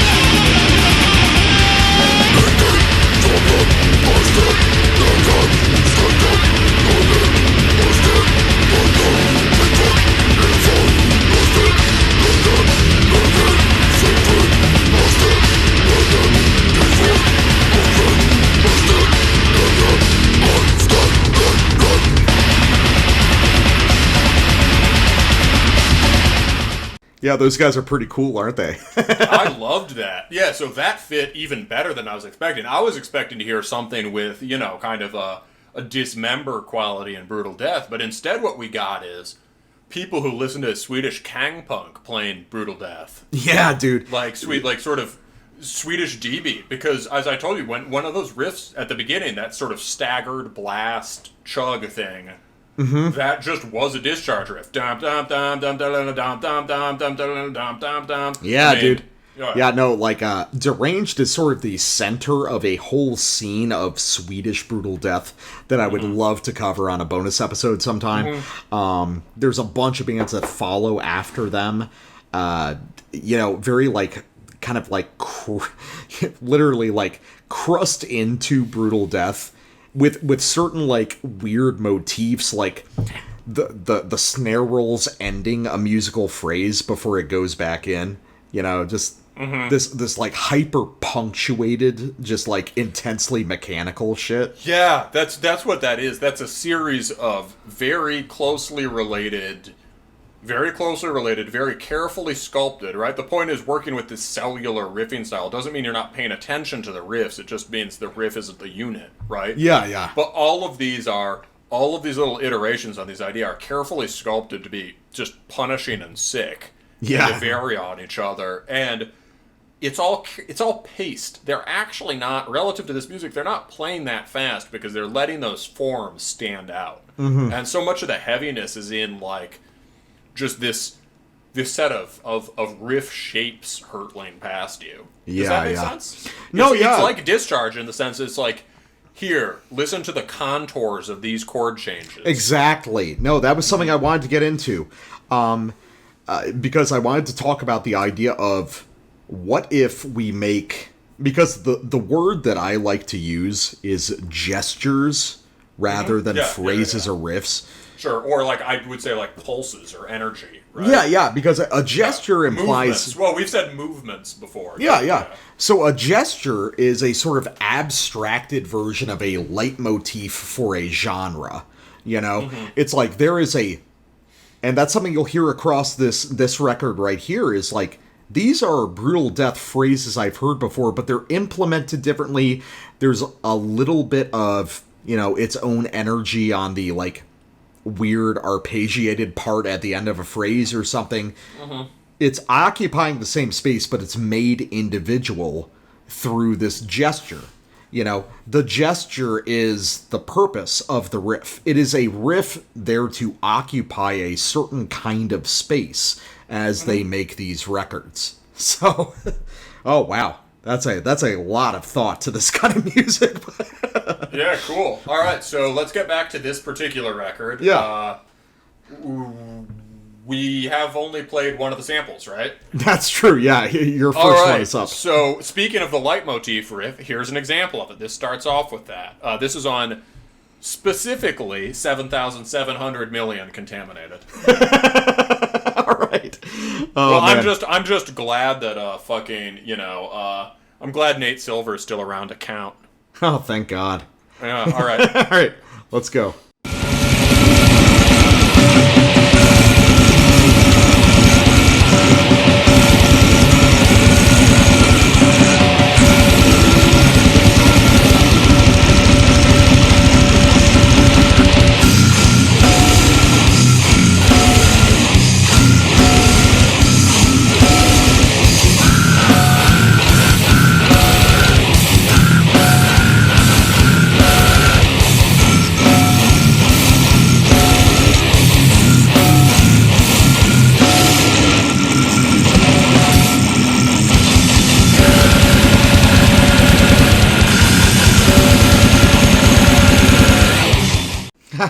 That's heavy. That is heavy. Yeah, so you could hear that was like the clearest version of the leitmotif record on this, right? Like at the beginning, da da da da da da da da. Yeah, and I think it's interesting because like if you do that in the black metal scene, it'll be like, oh, you ripped off that riff. In the brutal death scene, it's like, yeah, that's just a phrase we use, you know, which is I think one of the main places. Kind of like jazz, honestly. Yeah, it's like one of the main places I can suggest. Like, no, brutal death is like real music to listen to. And if you want to be serious about extreme metal, you should be listening to this because they've got techniques like this that people accepted back in jazz and shit, and they're re-implementing it here, but you're stuck on the idea. This is way fucking cooler than jazz. I mean, it's as in like, in jazz you use that one little phrase as part of a long wanky solo. Yeah. Here it's the whole you fucking play riff. 16 fucking times. Yeah. No, but that's actually a cool thing is that, as a guy like you appreciates that intrinsically. It's like, yeah, it's the same phrase I've heard before. It's about the implementation. It is literally vocabulary for this style. It is about arranging there's an honesty parts. to it. I prefer this over somebody trying to write their own version of a super catchy Sargeist hook. Yeah. It's sorry, man, you're not Sargeist nor any of those other bands. And given that riff that you liked it because it was an exceptionally catchy sort of melodic riff. Can you knock that off? Some bands can. Some, right? Some bands can produce a very similar feeling, but it's, without ripping off the actual riff. But well, fuck, man. I mean, this almost suggests that, like, I think there might be an argument to be made that at this point, brutal death songwriting for this, like, very extreme brutal death stuff like this is almost divorced from the rest of heavy metal. Like, the way these guys are writing songs based on these sort of, like, gestured melodic ideas and this sort of, like, assembly way of constructing them is very alien from a lot of black metal and stuff. Certainly alien from a lot of the black metal that's dominant now. I would say not so much to Ildjarn, not so much to Graveland, not so much to Hate Forest, not so much. So there are three brilliant, well, I don't love Ildjarn that much, but, the other two I love. I'm not a big fan of Ildjarn, but I can say he's a genius. Oh, sure, despite that, Ildjarn is sick. No, I really approve of Ildjarn. I just don't want to. I don't want to be one of the many people who pretends to listen to Ildjarn all the time. It's that kind of abstract drone-based black metal has something of this that a lot of the people who imitate those bands don't have. Like that's not the part they're picking up on. And that's in some sense the most advanced part of all those bands is the sort of abstract formal quality. I was talking about Memory and Destiny on the last show, but that record has almost zero memorable riffs. Yeah. The whole record is the memorable riff. It's, it's not about individual sections. It's about taking it as a whole. You know. Yeah, and so this definitely has that. I would love to hear black metal that does things like that more. Also, I do think, like, if you listened to some of the newer Diocletian stuff, you'd hear that. And there are similar tonal ideas in this. There's similar things going on in war metal, and I think that war metal is struggling right now to find itself, to find a core that is beyond, like, raw, noisy black death. So here's a suggestion. And so this also is an answer to two questions. Where does war metal go? And how does brutal death take over death metal? Because it should. This record's a really good bid for it. I would say this is it's just enjoyable. There are catchy parts. It's the vocals I love. They're disgusting. They're so good. But like, if you like black metal vocals, you should appreciate them. They're and it's sort of so this is a good bid for that. It's convergent with war metal. The latest Diocletian has way more going on in it than your usual war metal record. You know, it's extremely fast. That Concrete Winds record, you said, literally was like Brutal Death in a war metal framework. Oh yeah, no, the Concrete Winds. I got to go back to that because that is you can build a whole genre off that. Exactly. That's totally totally different. They should build that genre. War metal convergent with brutal death. There you go. That's the future of extreme. That's the future of death metal. That would be fucking sick. Yeah. And on the other hand, right, there's this whole war noise thing happening that probably has some potential, right? The sort of like post-tetragrammicide, post-log-thibulus thing. Both of the bands that I was going to mention. All right. Yeah, but I also wouldn't pretend to find that music viscerally enjoyable in the way that I would a fusion of this and, the last Diocletian. Oh, that's fair. I will listen to Nocte or Tetragrammicide. Totally just like wake up in the morning, I'll put that shit on. Yeah, you're a maniac.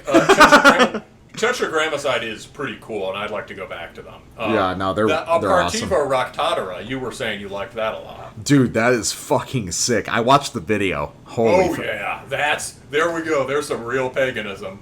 Oh yeah. It's not all fun dancing around the maypole, is it? No. Sometimes you've got to.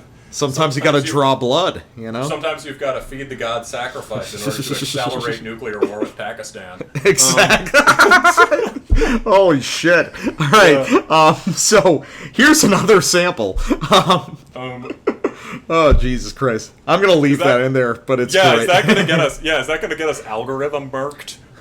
Fucking, we're algorithm murked every time. Yeah, we're algorithm murked from half the song titles, honestly.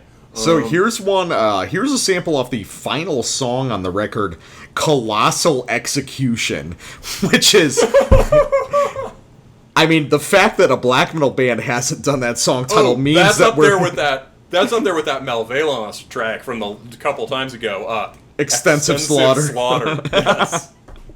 So, Colossal Execution, let's listen to the first half of this bitch right here.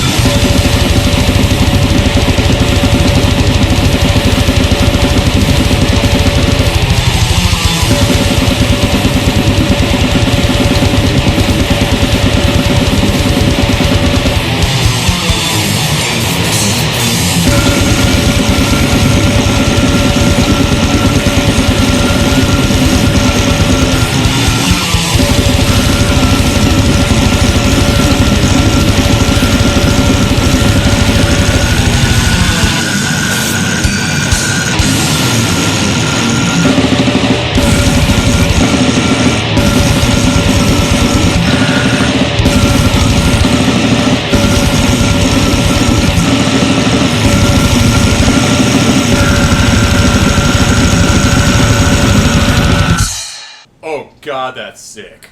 Oh man, the fucking drumming on this record.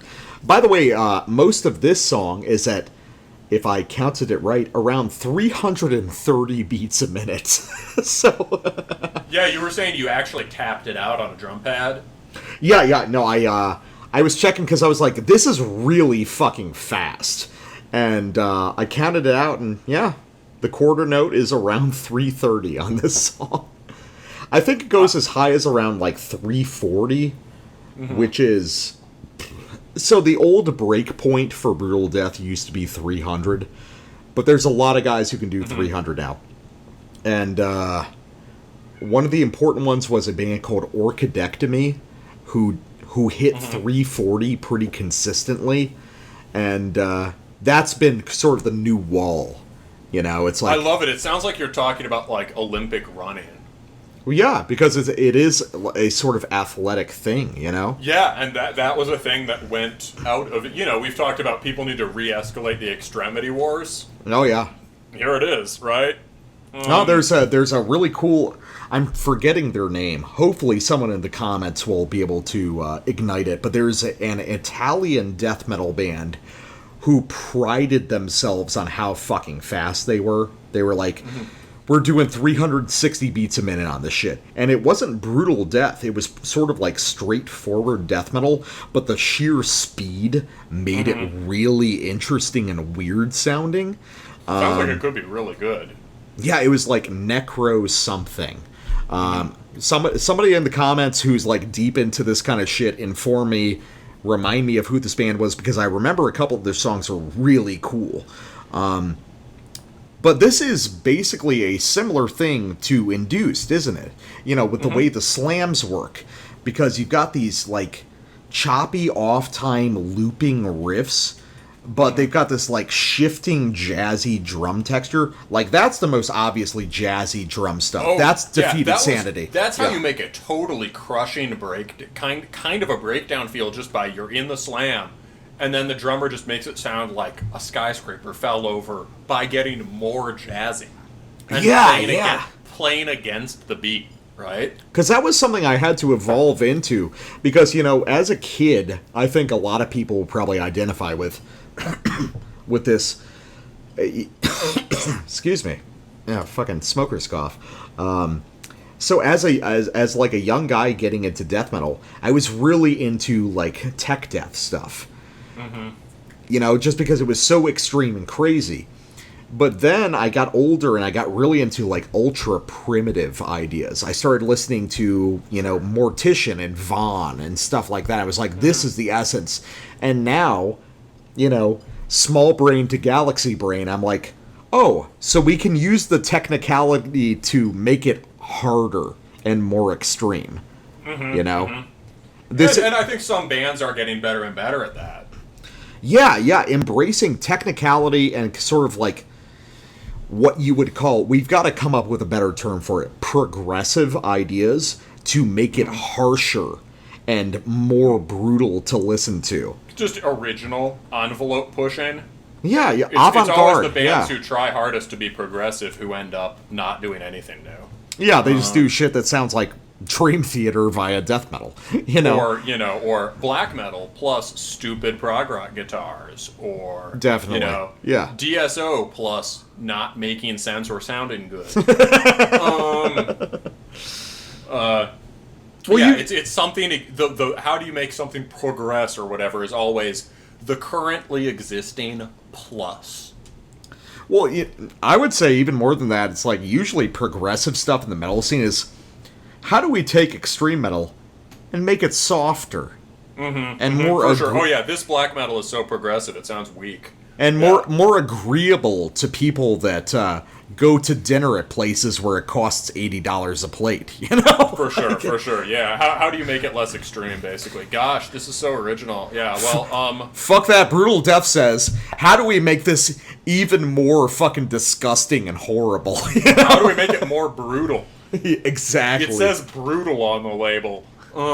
So speaking of which, my last sample. Also, I just want to say on that one before, I love this guy's staggered build-ups to the his like halftime blasting staggered build-ups to slams I just love. This sort of chug trem stuff. Yeah, yeah. And that sort of squalling, bending single note, the blah that comes in on all these different riffs. Yeah. Fucking love it. That's also very war metal. Let's go to, which did I choose? I chose Intussusception. Intussusception. Do you know what that word means? Something horrible about...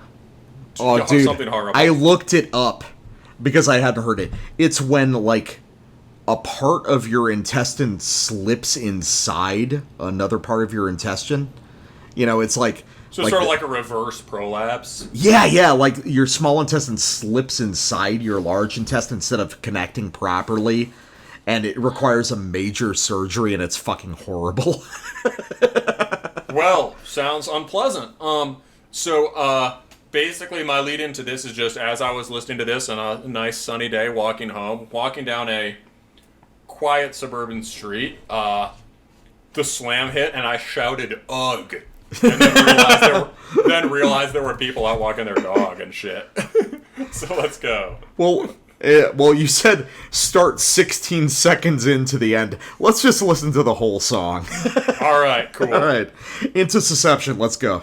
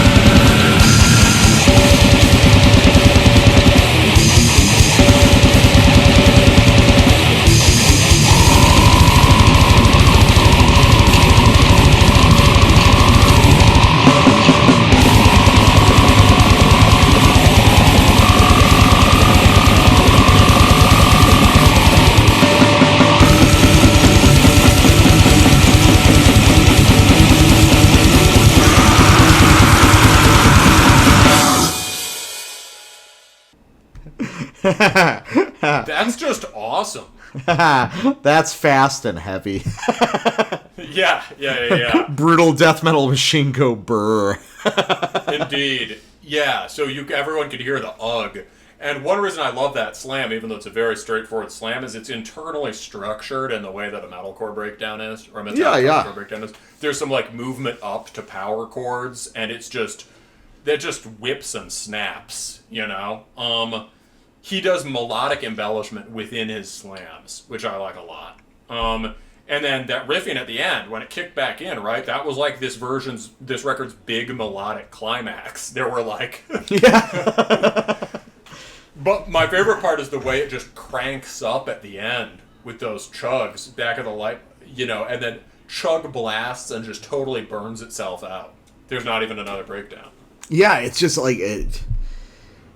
man. Like, I feel like the future of Brutal Death is like these 2-minute gestural songs that are going to be sort of like... I think you were very on top of it when you said it's like jazz. I think that brutal death metal is going to become more and more like jazz in form for a few years until it sort of like it vibrates and breaks apart and we gather new things from it. You know what I mean? Like, because obviously brutal death metal is based off of technical extremity. You know, just as fast, as hard as possible. And within that, especially for the past 10 years or so, we're developing this vocabulary. And now we've got bands like this band right here who are developing whole albums based off this vocabulary that's been established over the past decade. But there's going to come a time where it just shatters. And then, I think, 3-4 years from now, that's where we're gonna get shit that's like completely amazing. I think everything that's happening right now is R&D for 3 or 4 years from now. And then I think that is the point where brutal death metal is going to overtake basic death metal completely. Yeah, I think this is a really good bid for it. I'm going to look into this guy's other projects because now I know I like 2 of them, right? It's yeah. Oh, he's very talented. Yeah. Album cover is also cool. Not exactly gore porn in a way that I appreciate it not being total gore porn, but it's also just extremely brutal. Oh, which reminds me, I thought, with some of the song titles on here and that cover, we've got Time Lapse Catastrophe, Unparalleled Fatal Collapse, 7,700 million contaminated, nuclear radiation, colossal execution. One thematic place to go for brutal death might be keeping its extreme brutality and insanity while moving in this more generally accessible and maybe more deeper direction would be sort of natural disaster stuff. Oh, would be kind of like sort of catastrophic, cosmic, demonic, chemical, neurotoxic, gore-driven sort of visions of impending global warming apocalypse or things like that. You know what I mean? Yeah, and I'm glad that you said that because there's a lot of stuff out there that is like that right now. There is a lot of brutal death stuff that is concentrated on because I guess this isn't something I've said on the show before. I feel like the common element or the common emotion of death metal is fear. I think that it's anxiety. It's an elaboration of sort of thrash and crust sort of Cold War paranoia. And then you get stuff like this where it's like, we've accepted the collapse as inevitable, And that's something you also see in some doom bands that are good. But brutal death especially is like obsessed with the end of the world and on a more micro level, personal pain and torture and shit like that. But especially check out a lot of the sort of like sci-fi slam death bands or brutal death bands because they are usually the sci-fi thing is just like a slight cover for like apocalyptic fears and shit like that. Got it. Yeah, I mean, yes, I was thinking to myself, oh, this is a good version of the sci-fi thing without the sort of like cheesy aliens cover or whatever. Well, it's about the same thing inherently. Yeah, for sure. I mean, and black metal in a different way is orienting towards that in terms of how does one orient oneself towards the collapse and towards the end of this cycle and the beginning of a new one, right? So there's this sort of Mortem does that really well. Their record opens with the sound of a tidal wave. Yeah. And closes with that. Mortem in particular, a lot of bands are thinking about sort of collapse and decline and conflagration and, all of that. But, like, Mortem in particular sees that almost in this... sees the spiritual and historical stuff in relation to, like, Earth process, which is really cool. And so, maybe in their own different ways, black metal and brutal death can help us orient and find our way and, all this fucking craziness. Yeah. All right. I mean, that's probably a good moment to end on. Do you have a good outro track, or do I need to help you out? I do, in fact. Ooh, all right. So about this time last year, my buddy was taking piano lessons, and he said, check out this guy, I think you'd like it. And this is early 20th century classical music by a guy named, or sort of modernist classical music, by a guy named Peter Warlock. Dope name. So, yes.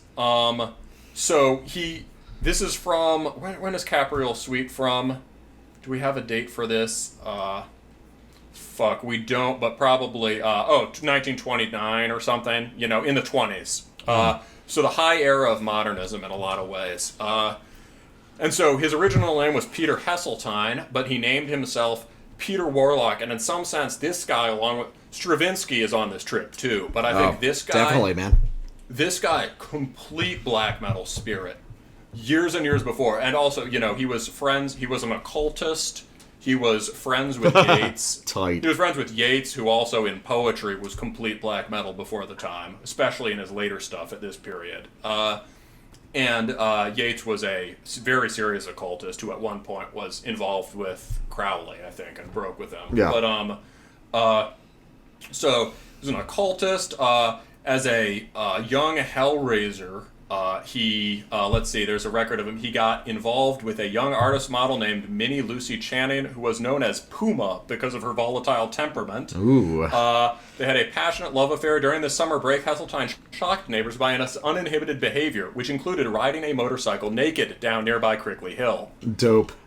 Black metal as fuck. And then at the end, he loses his inspiration in the later 30s, and in the end, he gasses himself to death in his own apartment with coal gas. That's tight. Yeah, this is fucking infernal hails, Peter. Total black metal. So this is Pavan from Capriol Suite. All right. Hey, thanks a lot for listening, guys, and we'll talk to you next week.